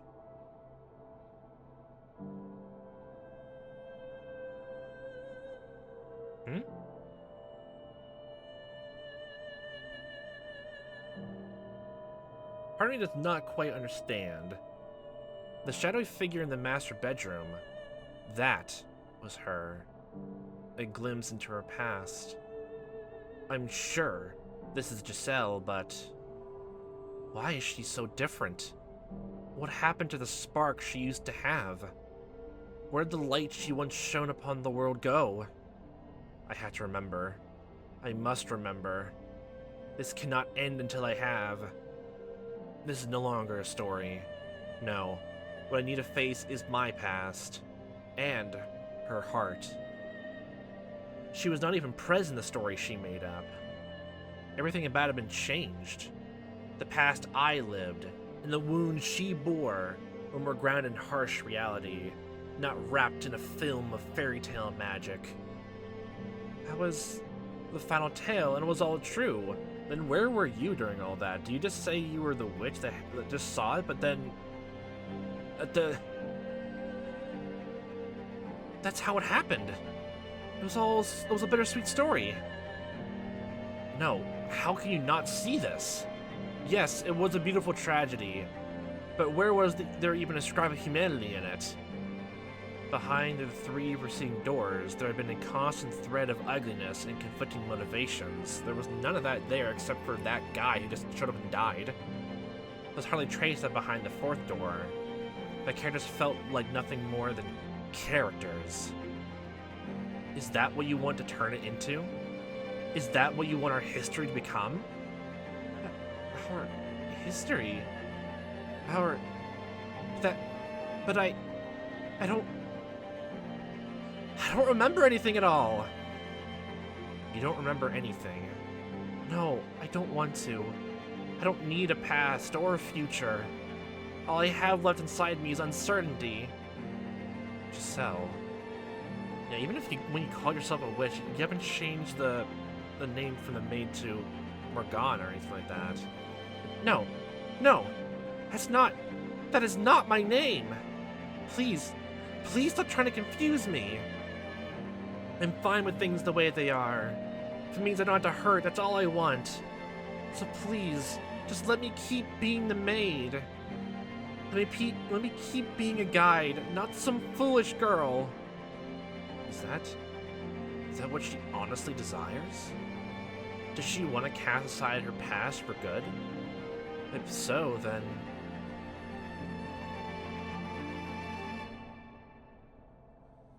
Oh, okay, goes all of this. Oh boy.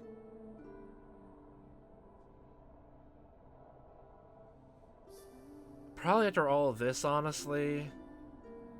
Like, even though I don't fully have a grasp on it, I would still, like for her to, like, at least recognize that part. Like, even if, like, it is true that we're, like, both of us really are, like, I'm still confused with the whole thing with the white-haired girl. Like, what? Like, Giselle actually was like a black-haired woman who was actually through each of the doors, but then the one... I'm so confused, actually. But I'm assuming then, like, it's probably better to remember, even if, better to remember and, like, figure out how to handle and deal with it instead of just completely just keep running away from it. There is a time, honestly, to, like, you know, lie and not bring up to other people. That's what my whole thing about lying is. But lying to yourself is something that I would find to be inexcusable. That's probably the only time I would say that many people just say I'm, like, honesty is the best policy, or just saying all that. Just not lying to yourself. It's fine to lie to other people if you only need to protect yourself. But if you're just trying to lie only to yourself, just for what, some weird fleeting thing of just trying to, like preserve your own self, honestly, to stay away from, like, the tragedy of that. Sure, people might need some time, honestly, but if she's been in here for who knows how long, acting as a maid or servant to this mansion and pretending to put herself into her own, like, persecution complex, honestly, then maybe it's better. Maybe it's better. No matter what she says, I know I'm right. It doesn't reclaim her old self. I'll never get to hear her say my name again. I know I'm being selfish here, but I can't do that. If you're afraid of what you might find, we can remember together. I haven't gotten everything back yet myself, so let's open the real door. Together. There are no other doors to open. But there is. One that can only open by our hands, because it exists between the two of us. Not a door of physical form, but the door to your heart. Open the cheesy door, yeah. The door to... I grasp her unnaturally cold hand. A hand that, long ago, once had warmth. If she can't lead the way, then I have to. I must pick up the pieces of our race history so we can both reclaim ourselves. Find the actual truth. No matter what we may uncover, I will not let go of this hand. No, I mustn't let go of it. That's kind of funny. Just looking away, not following along with the doors and tales she's telling, and now we're doing it now. The darkness falls up over the world around us. The floor upon which we had been standing flickers of existence, sending us dropping into an endless abyss. This dark pit. This is her door.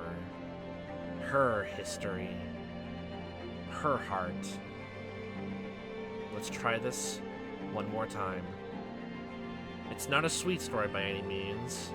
I wouldn't even say any true story, honestly, can be entirely all sweet. It's a story of betrayal, anger, hatred. We caused each other pain, but that's the road we traveled. And down that singular road lies all the answers.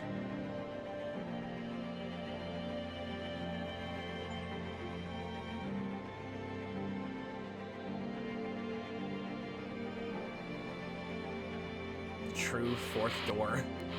Glitched out. The fifth door. 1099.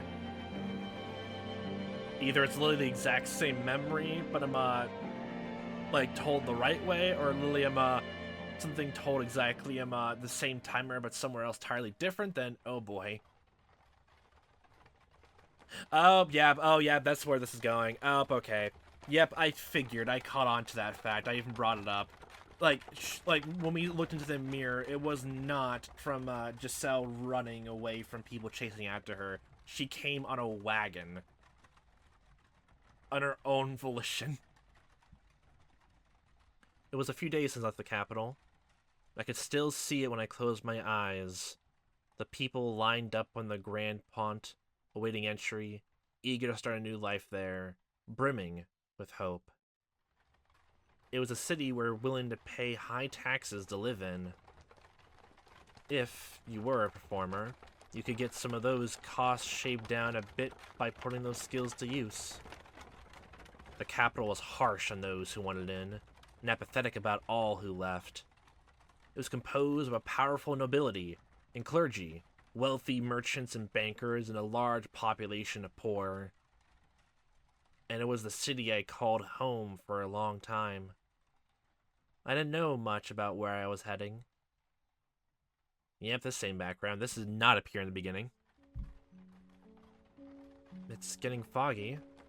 Looks like it might rain. Maybe we should take a little break. Yeah, and this same exact music is now playing, and the exact same one, too. This is literally how it was meant to be shown off, portrayed. Maybe we should take a little break. You want to keep going? Oh, alright then. The coach most frustratingly tacked a turn. Yep.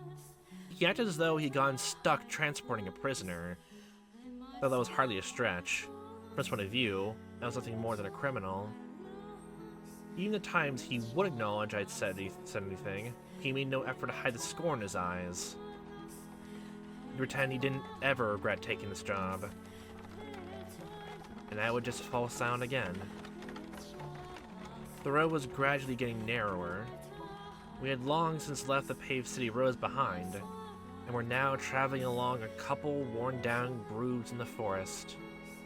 How did I end up here? Why was I being subjected to this? I was done thinking about it. The more I thought about it, the less fair it seemed. The more I remembered, the worse it hurt. All I could do anymore was close my eyes and weather the storm. Deep within the dense woods, a mansion appeared before us, like the world fading into view after a dream. It didn't seem to be an especially large house, but it had obviously been constructed with a great deal of care, and it was, thankfully, not standing in ruins. This deep in the forest? The carriage came to a stop, and the coachman climbed down, signaling with his chin for me to get out. Thank you very much. Guess we tired her out such a long journey.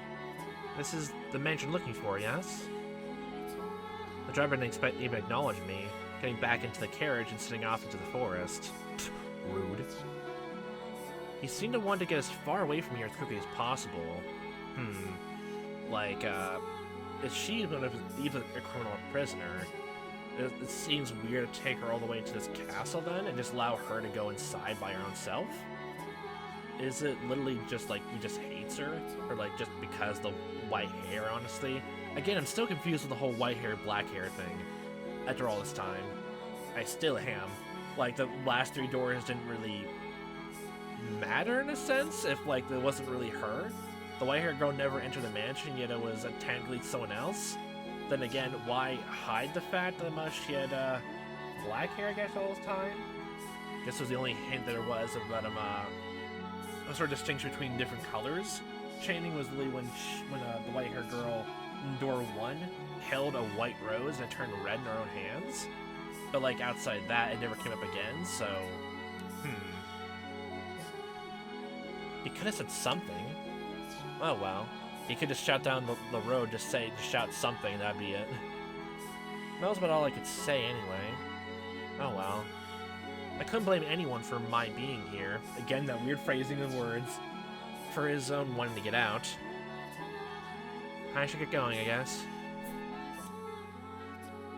Getting a better look at it, the house's windows were, strangely enough, all shuttered. It was probably dark as pitch inside.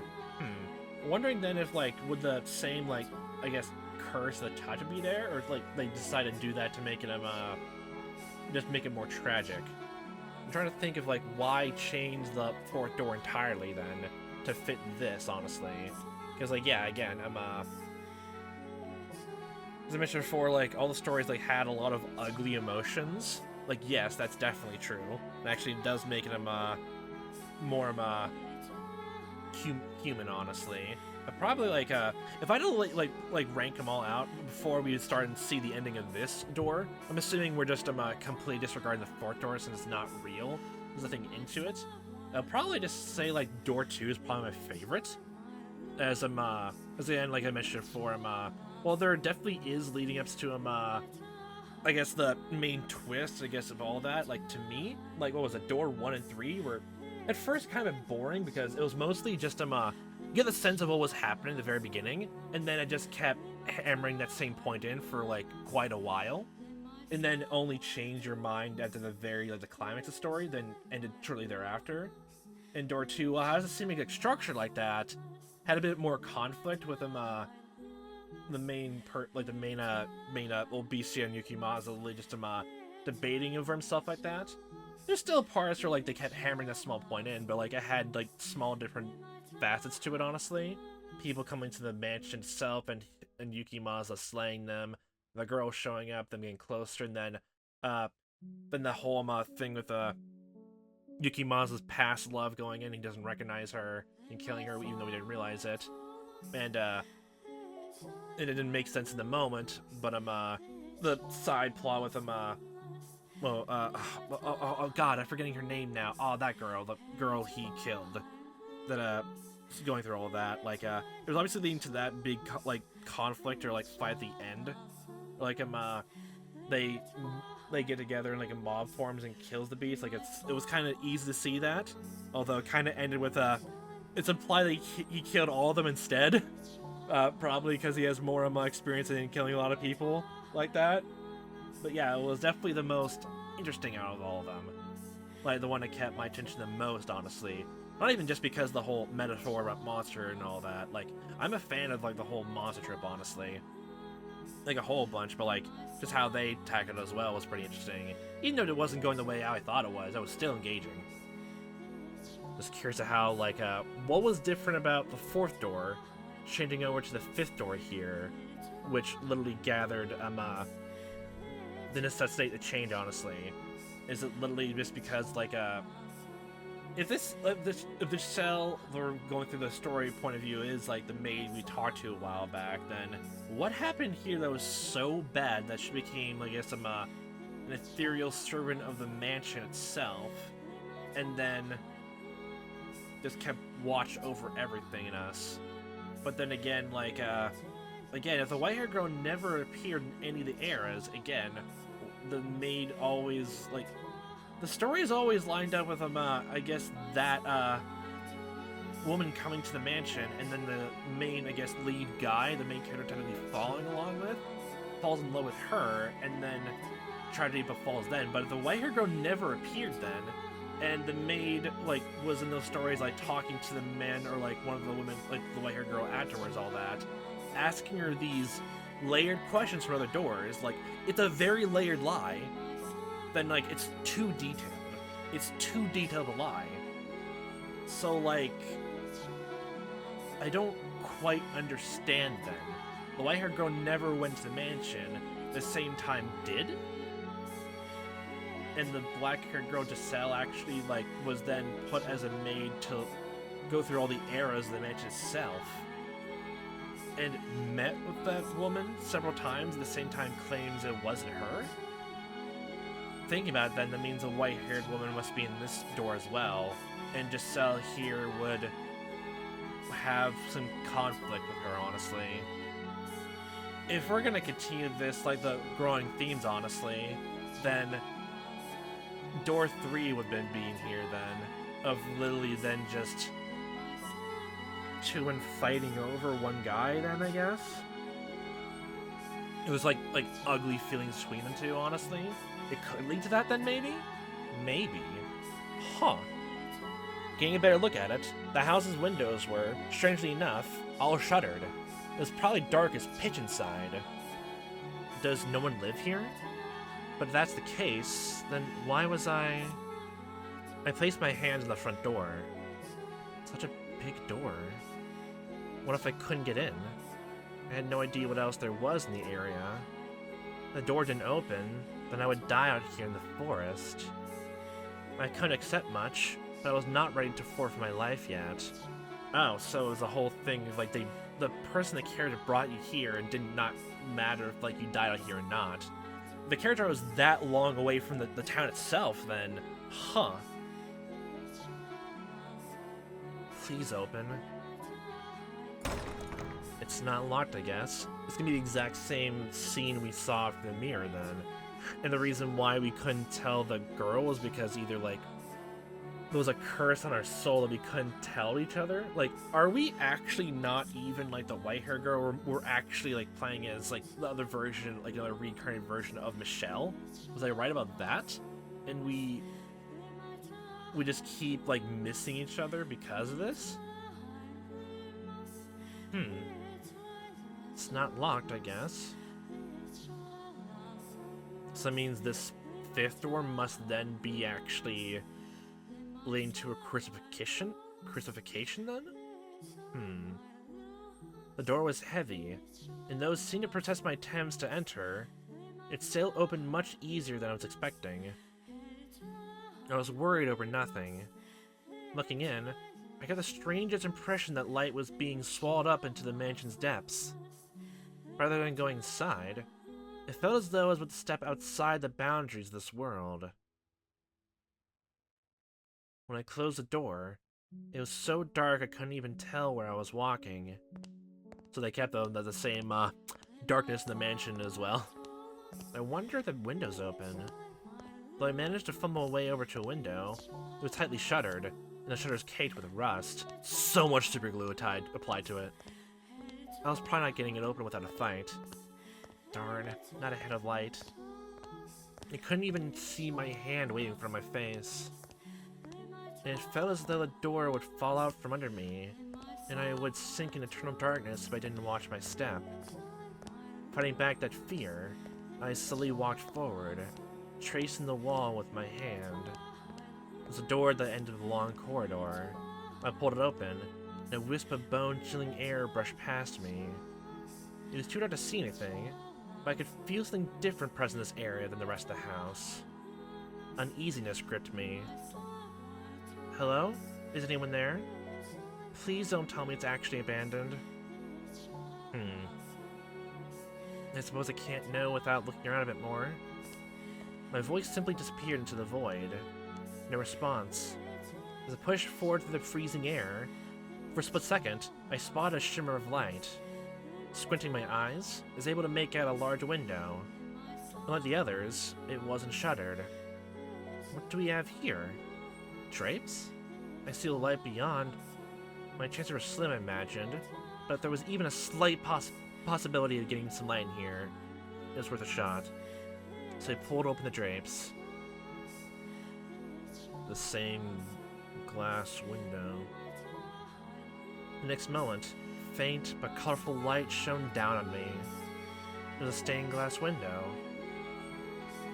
From beyond the glass, you hear the subtle pitter-patter of rain. It had finally started, it seemed. The different colors of light blend into the milky white, dim but wondrous.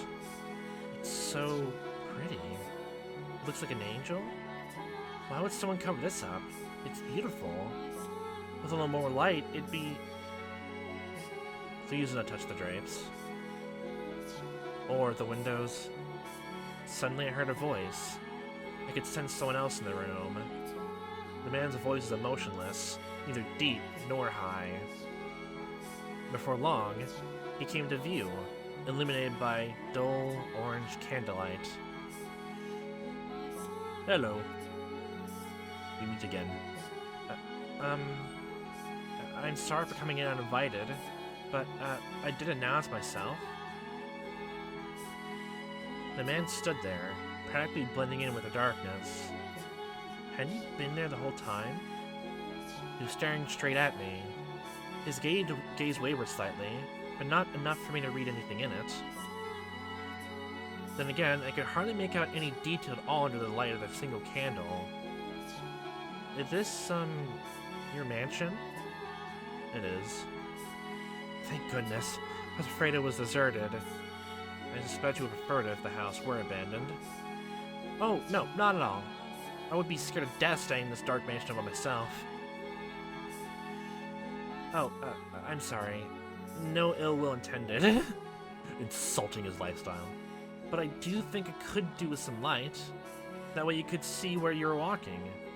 I'm sure this room would look splendid illuminated. Not necessary. I make do perfectly well as things are. How can you see when it's so dark here? I have an abundance of candles and oil for lamps. I'm not one of means of creating light.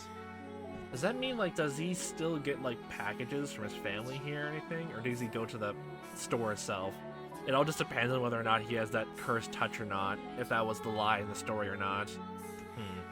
I wonder, maybe it's probably, like, he still has the cursed touch, though, because if I'm trying to think in terms of, like, when the story was completely, like, fabricated over, like, the glitches happened around with the bedroom, like, when we got into that, Michelle's point of view, like, thinking about the girl, and that silhouette of her, and then it glitched out again, and then it glitched out after, like, Michelle talked to her on the bed when she was sick, when blood touched her face. Maybe around then things had changed around, or at least before then. Huh. So the opening beginning of the fourth door is completely different than this one. It was already shown and displayed then as well, so, I wonder if anyone's played through this game and not looked at anything else, not even looked at the painting, not even just the mirror itself. Just be weird. I wonder how they would have felt about that whole entire ending part. Or they honestly be stuck in a bad ending because they didn't try to find or pursue anything more. It's not your place to criticize my lifestyle. If you need light, you're free to leave. If you're in need of money, help yourself to some of the furniture. There's a village not far from here. Trade it for food, then make your way to a larger town. I am no longer able to freely return to the city. I cannot go back there. Please, don't chase me out. So then why'd they take you here then? Huh. I see. And do you ask this of me aware of how people refer to this mansion? They say that a witch lives here. Not merely a witch. A cursed witch. If you remain here, you too shall likely suffer your own destruction. You're worried for my well-being? Witch or not, my mind is made up. I was sent to this cursed witch's mansion to atone for my transgressions back in the city. Didn't matter what lived here, I had no choice. So they just pushed you here, but they didn't lead you to like go into the mansion itself as a punishment to be stuck around this area. Okay. It's a weird punishment system where they can't push you into the mansion to like leave your sentence out, but instead just leave you here to die. It's weird. Which will strike you first, I wonder? Regret or the curse? We seem to be doing just fine. It's only a tale. The witch is real, very much so. It is not a legend, nor a fairy tale. As you know, I despise fairy tales and legends. The witch. The witch's name was Morgana.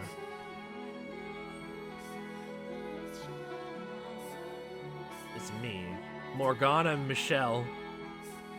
Let's go! Or is it Michelle Morgana? Where does Fata come in here? Oh, why did that UI change? Yes. That was our first encounter. It was nothing flowery or dramatic. It was rather laced with suspicion and wariness. We knew nothing about one another, and I had no interest in changing that. A lot of love stories kind of like that way anyway. It's certainly realistic, I'll give you that. Also, I do like just the blue leaves of the U on the very far right. I like that touch. I like it. But nonetheless, that was where it all began. When my history with her commenced. Oh, hi there, other Giselle of me. Hi. The woman had jade eyes. Open wide, they glimmered like jewels in the light shining through the stained glass window. She seemed to be at a loss for words. I wasn't lying, per se. Rumors said a witch lived in this house, and I was the only one who filled that criteria. Are we seeing this from her perspective, but we're seeing like a out-of-body experience of what she looked like as a sprite then? Thus, said rumors could be interpreted to be talking up me. After staring at me dumbfounded for a few moments, the woman suddenly burst into laughter. Oh, wow! Oh, yeah, okay. Oh, we're from Michelle's point of view then, okay. Oh, wow! You were thinking you were kind of scary, but it turns out you're actually quite funny. What? Never would have guessed you were someone that tells a ridiculous joke with a straight face.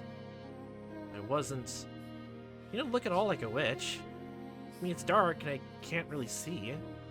But you seem to me like a rather handsome man. I'll give you that, he is really handsome. The word witch. The word witch has a broader meaning than just a woman who practices magic. Any unholy person with cursed powers, man or woman, can be considered a witch. Yeah, I kept bringing that up. I think I get what you're trying to say. A mental image of a witch is definitely more a woman. That's sexism for you. I wonder actually if was the very first iteration of the word witch like just like gendered word, honestly, or was it like actually just for like both sides, just anyone who practices like dark arts or anything like that? Or was it just the cultural connotations the word grew out? So you're not a witch, you're a wizard, Harry. Yeah. To tell you the truth, I didn't know who might be here, which had me rather scared. But I think I can make this work. You can make this work? What? What do you... It's a pleasure to meet you, Master. Master? I was sent here from your old home.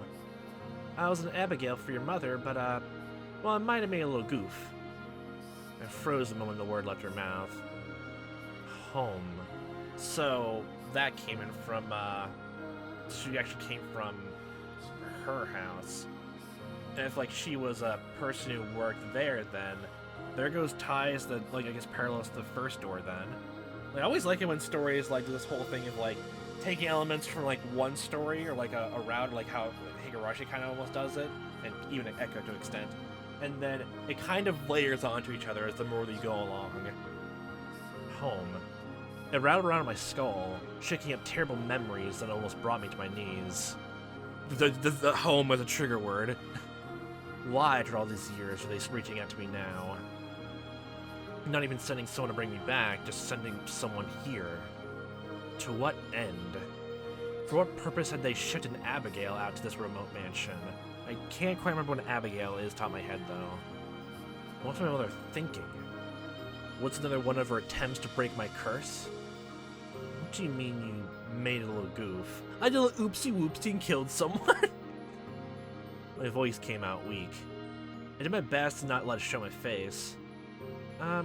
It was a teeny tiny mistake.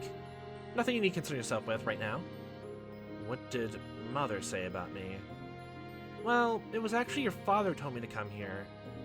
Never really spoke to your mother much. Father sent you? That made even less sense.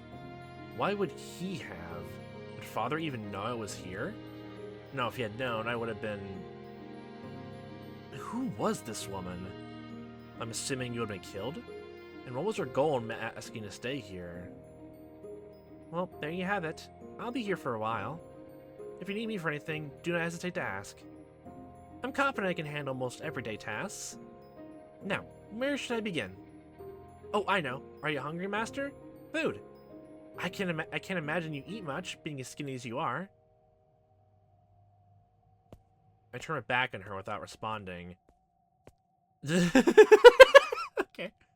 No matter what her goal was, she had been sent from that house, and nothing ever good comes from that house, even though we're living in this house. So, like, okay, now that since we're, like, thinking, like, going different ways, like, would this mansion be called the House of Fata Morgana, or would the house he came from be that way? He was called Morgana. So, like, his mom is named Fata? If, like, Fata Morgana is meant to be, a name. Like, it sounds like, to me, it would sound like a girl's name. I had to put a marker on it. There was no way anything good could come of that. There was no way I could live with someone who had ties to them. To them. I prayed she would take the hint, give up and leave. She can't really do that. Master? So I kept ignoring her. Master! Master! I ignored... Master! I ignored her. Master, what would you like for supper? Nothing! Well, I can get some air for you later. But failed, spinning back and shouting. Her eyes went wide, then she gave a sheepish giggle. I glared at her as she fidgeted uncomfortably. Eating is one of the most basic human needs, so if you're hungry, you should really eat. I said I didn't want... You want to eat someone else's stomach then, if you're going to growl that much from your own? What was that sound? Must you ask? That's not a very polite thing to ask a lady, you know. Huh? No. It was a long trip, and all I had to eat in the road was dried fruit. I felt like I was some kind of animal. So, what I'm trying to say here is that I'm hungry. That wasn't the sound of her stomach growling, was it? I thought lightning struck in the distance. It's already raining! Rain is good. And would like some supper. The kitchen's in the far end of the hall on the first floor. There's food in the cellar. Help yourself to any of it. Thank you so much. I honestly feel like I haven't eaten in days and I'm about to die of starvation. Oh, and I shouldn't need any help finding it. I plan on exploring the house anyway. It's rather exciting being in a new place. Ugh. Damn it, that did not go as planned. Oh well. She can do as she pleases. I'll have nothing to do with it. Oh, Master, you sure you don't? No. Master. What is it now? You're just saying Master just to hear your own voice? Master. My name is Giselle. It's a pleasure to meet you. And your name, Oh, Master, you... I actually left the room this time, make way to the chambers. At some point, I would seriously chase her out. Especially considering she come from that house. That house. Man, how many times this chapter is going to be like I'm emphasizing that house? You should just label the word house in blue. Make another reference, honestly, something else. God, that book was actually kind of fun to read through. Also has some boring stuff and some really weird direction in some places. Man, Johnny, what the fuck were you trying to talk about in that whole thing? But like, yeah, that was an interesting story to go through, the House of Leaves. But regardless, I was not terribly fond of her. She's too bubbly. Also, I should say this. I actually how to label this out. I know like art styles to try to showcase off a character's black hair without being too pitch black, like both for shading and all that, it's having blue. But I love that little touch, honestly. Like how it's all done like that. It's probably the best way, honestly, to do it. If you're trying to make a full-scale painting or a detailed sprite of someone, you have to use some blue to make the black stand out. Or at least make the blue stand in as a black. I don't know, I just like design detail. I didn't really have anywhere to go with that. I just like that detail a lot and how black hair is drawn. I didn't really understand, Michelle. Okay, so pink roses were in Giselle's point of view, and blue leaves were in Michelle's point of view. Okay, that makes sense. It's two for the price of one story. But that was probably because we were still essentially strangers, at least for now. Having been sent to the mansion as reparation for my mistakes, I wasn't sure who I might find there. But I was tentatively convinced he wasn't a terrible person. He didn't do anything to me except stay away and yell at me. Michelle spent most of the time in his chambers, which she had told me to never enter under any circumstances, so we rarely encountered one another in the halls. For that reason, I made an effort to be kind and cheerful in the sporadic occasions we did cross paths. I figured if I kept that up long enough, he would eventually warm up to me. And as new housemates, being able to enjoy our time together was obviously preferable to the alternative. If I did manage to break the ice, I hope we would be able to do some talking. About the mansion, about him, about me. I just had to keep working at it. Michelle didn't need me to take care of him. He handled his own day-to-day needs and activities by himself. And in fact, he didn't ask me for anything. An aristocrat who had no use for his servant. I hadn't met anyone like him before. Alright then. Well, what does he do then, honestly? Well, I guess there's a whole case, he just stays what was the other Michelle from the fake story, just in his room, just sulking like he usually does, actually. Again, I think I remember just, trying to ask, what do you even do as a hobby there? So, what does he do here, then? Does he do his own duties besides to stay away in his own house, honestly? Or is that curse, honestly, the same thing here? Alright, then. That meant all I could do was clean. So we're really just gonna be seeing the same exact story, but, it's shown in different cases. So literally we're gonna see, we're gonna see him, actually, meet each other, in the library at the time, after she tries to clean the books, making it clumsy, and then all that. At some point he tells her about that in the garden and talks. But then the ending is definitely gonna be different, honestly. I was sure how his room looked, but the rest of the room was, well, quite frankly, an absolute disaster.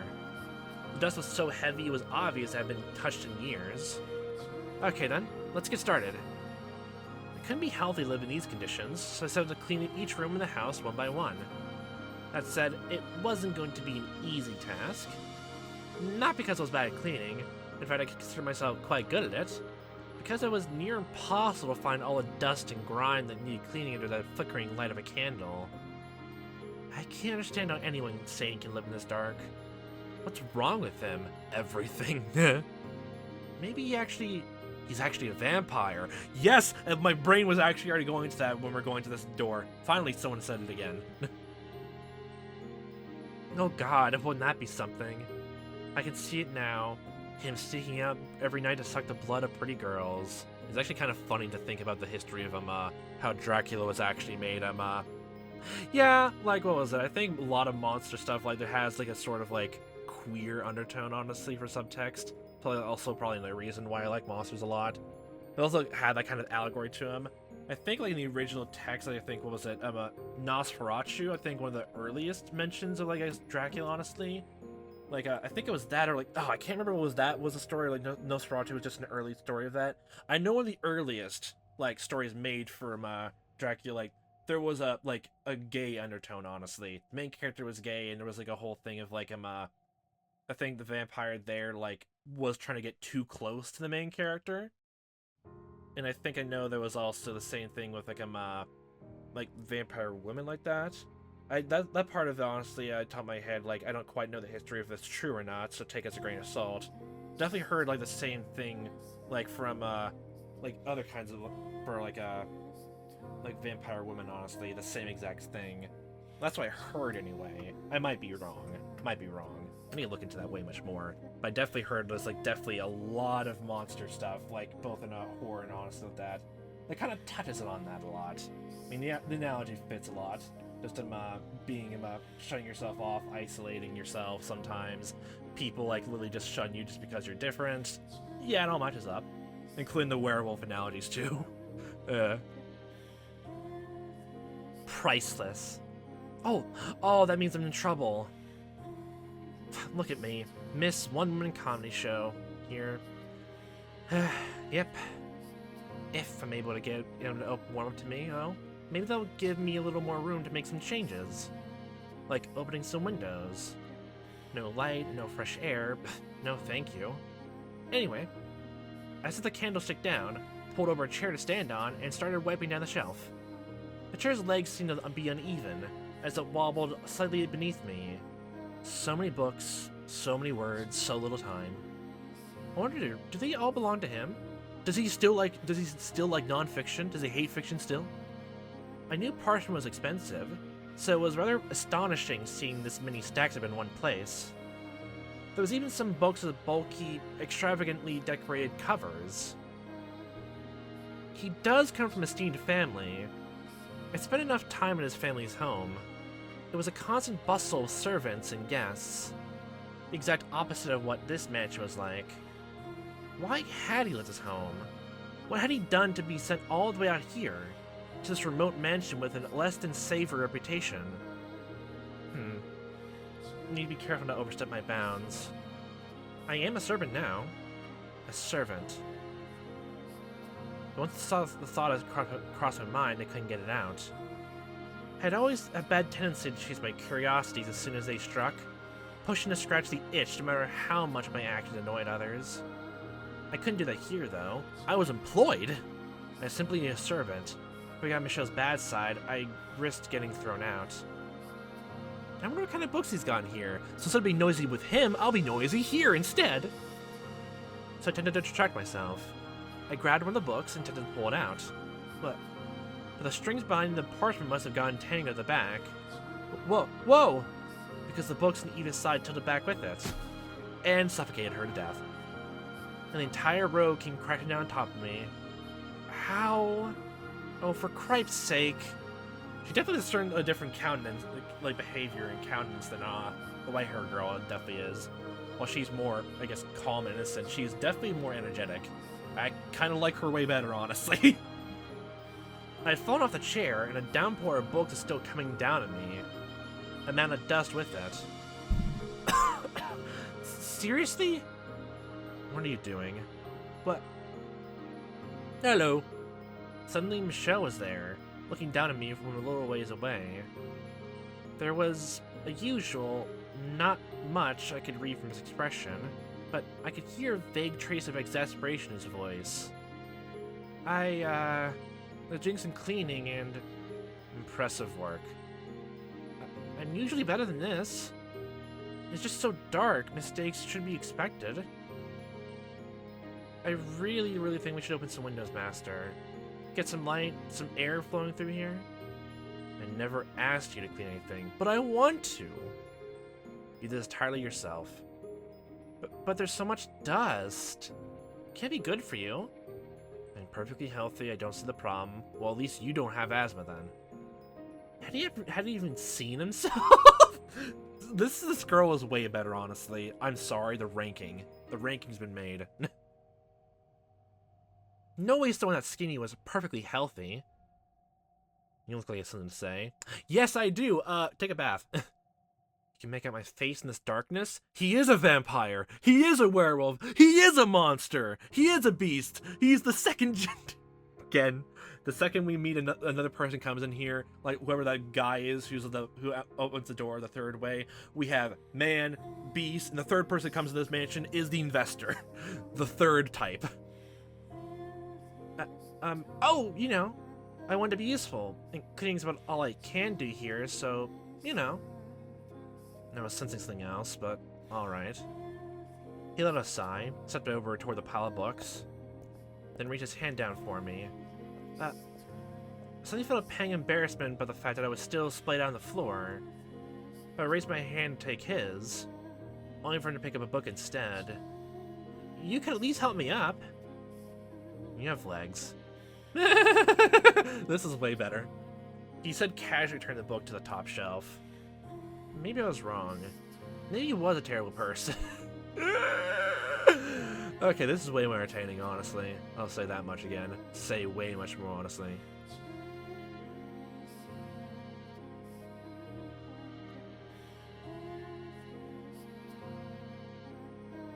Back to Michelle POVs. I picked up this clumsy book from this lady that she dropped. So, Master, are all these books yours? Oh, the candle actually... Huh. That's actually a nice lighting effect on her sprite.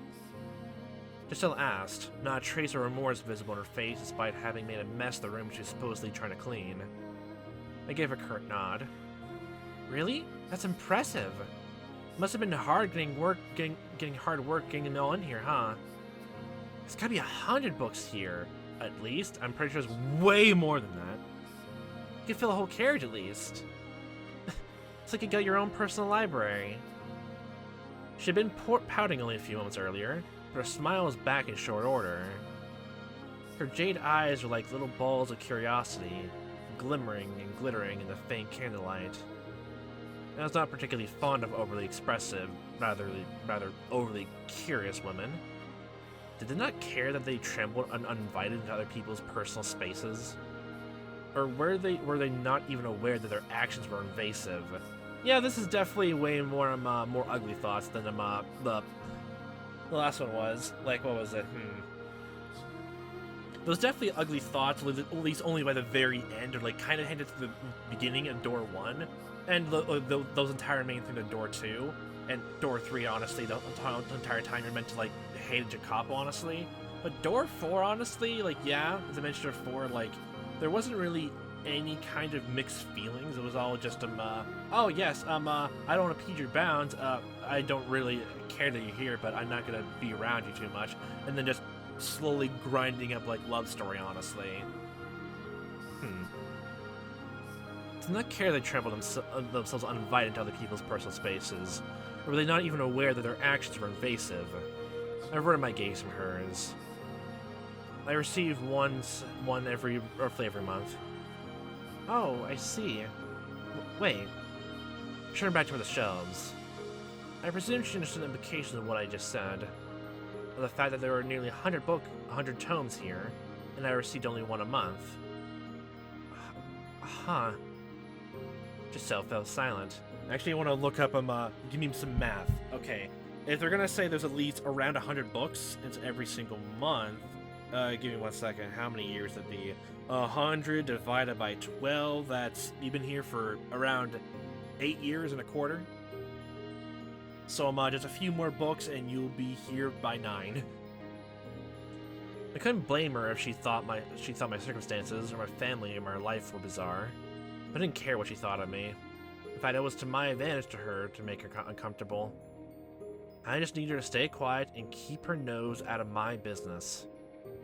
But it's more than I thought. I said not to her, but to myself. I had no reason to count the passage of time anymore. So it's way more than 10 years, wowee. How, like, was he, like, it makes me wonder if he was, like, if the curse thing is still a thing here. Like, he was definitely placed, like, here as a teenager or something like that. Or he's way older than that. 121? Okay, let me do some math on that now. If you're gonna give me more, like, specific numbers, then I'm definitely gonna do that. Okay, so 121 divided by 12. That's exactly 10 years and almost like I think like 10.083 repeating. The 3's repeating. What? There are 121 books. 10 years in 1 month. Okay, I was thinking like 1 month or 2. You were counting? I thought she had sheepishly gone quiet. What an inscrutable woman. You've been here in the mansion for that long? All by yourself? The truth was, there have been times when I wasn't alone, but Giselle had no need to know that. No need to... Oh, so you're talking about this other person is in this mansion then. Oh! You already know the answer. Look of pity formed in Giselle's eyes. Enough. Never asked for her sympathy. I'm here by choice. You mean you're bandaged here? No restraint, this woman. I mean, if you're being rude to her but before then, she can be rude right back. No, I came here of my own volition. I didn't care enough to elaborate, though. Picking their book off the floor, I brushed the dust off its cover. It was a gaudily decorated tome. That's a very fancy book, isn't it? But apparently Giselle is unable to take the hint. What's it about? I let out a sigh and opened to no page in particular, sticking the book out toward her. She's a servant. And a woman? Oh my god. God damn it, you. There was no way she could read. Let's see. This land is hardly suitable for cultivation. It can only produce over-sour grapes. I could probably get more out of it if I tore down the fields and made it into a market. Oh, it sounds like a lord's diary. You can read? Oh my god, my immediate first thought was literally just, no, not even saying that, just like, you can read? The most abashed voice imaginable. Oh my god. I was caught slightly off guard. It was rare for a noble woman to be able to read and write, let alone a servant. Was she truly what she claimed to be? I had someone to teach me. So is this book any interesting? It's dull, worthless tripe. I can't imagine why anyone thought it was worth binding. Tough crowd. But it's not very often you get to see a lord's diary. I'm really curious what kind of things he griped about. Read all his secrets. Lord or king, what value was there in others' grumbling? It depends on how you feel about it. You can use it as blackmail if they're still around. Or use that knowledge to your own advantage. There's no knowledge contained within that book. Well, yeah, I guess if it doesn't pertain to you, then it would have had no knowledge. If you read it honestly, there's nothing in there besides just Dear Diary, I saw a cow today. I wanted that cow. I couldn't buy that cow. I hate the owners now. Then, like, yeah. God. Just emotions. Unsightly scribbles. There's nothing more exhausting in this world than being emotional. Have to be completely logical. Is this going to be emotion versus logical theming in this story? In this door? In this economy? If you want to read it, be my guest. That wasn't my intention, but alright. Once I get the whole mansion cleaned, I'll read it. I told you you don't have to clean. Oh, I got an idea, Master. If you're interested, maybe we could read together. Did you hear a single word I just said? It's dull, worthless tripe. Still, you might see differently if you read it with someone else. And I'm sure there are some books here. Oh, I'm sure there's some books here you enjoy, Master. You're wasting your time. And thus the camaraderie and the sassiness between back and forth became and grew. This is definitely way more engaging than that whole thing. Just shy and isolationist. This is way more fun. The suspicion restraint budding between us was trite and insignificant at that point. Oh, she was still smiling after all. If I had been able to maintain a distance, then perhaps I wouldn't have ended up hurting her. Huh. I'm actually going to be pretty curious to see exactly how the story ends. If even, like, how similar things are or not.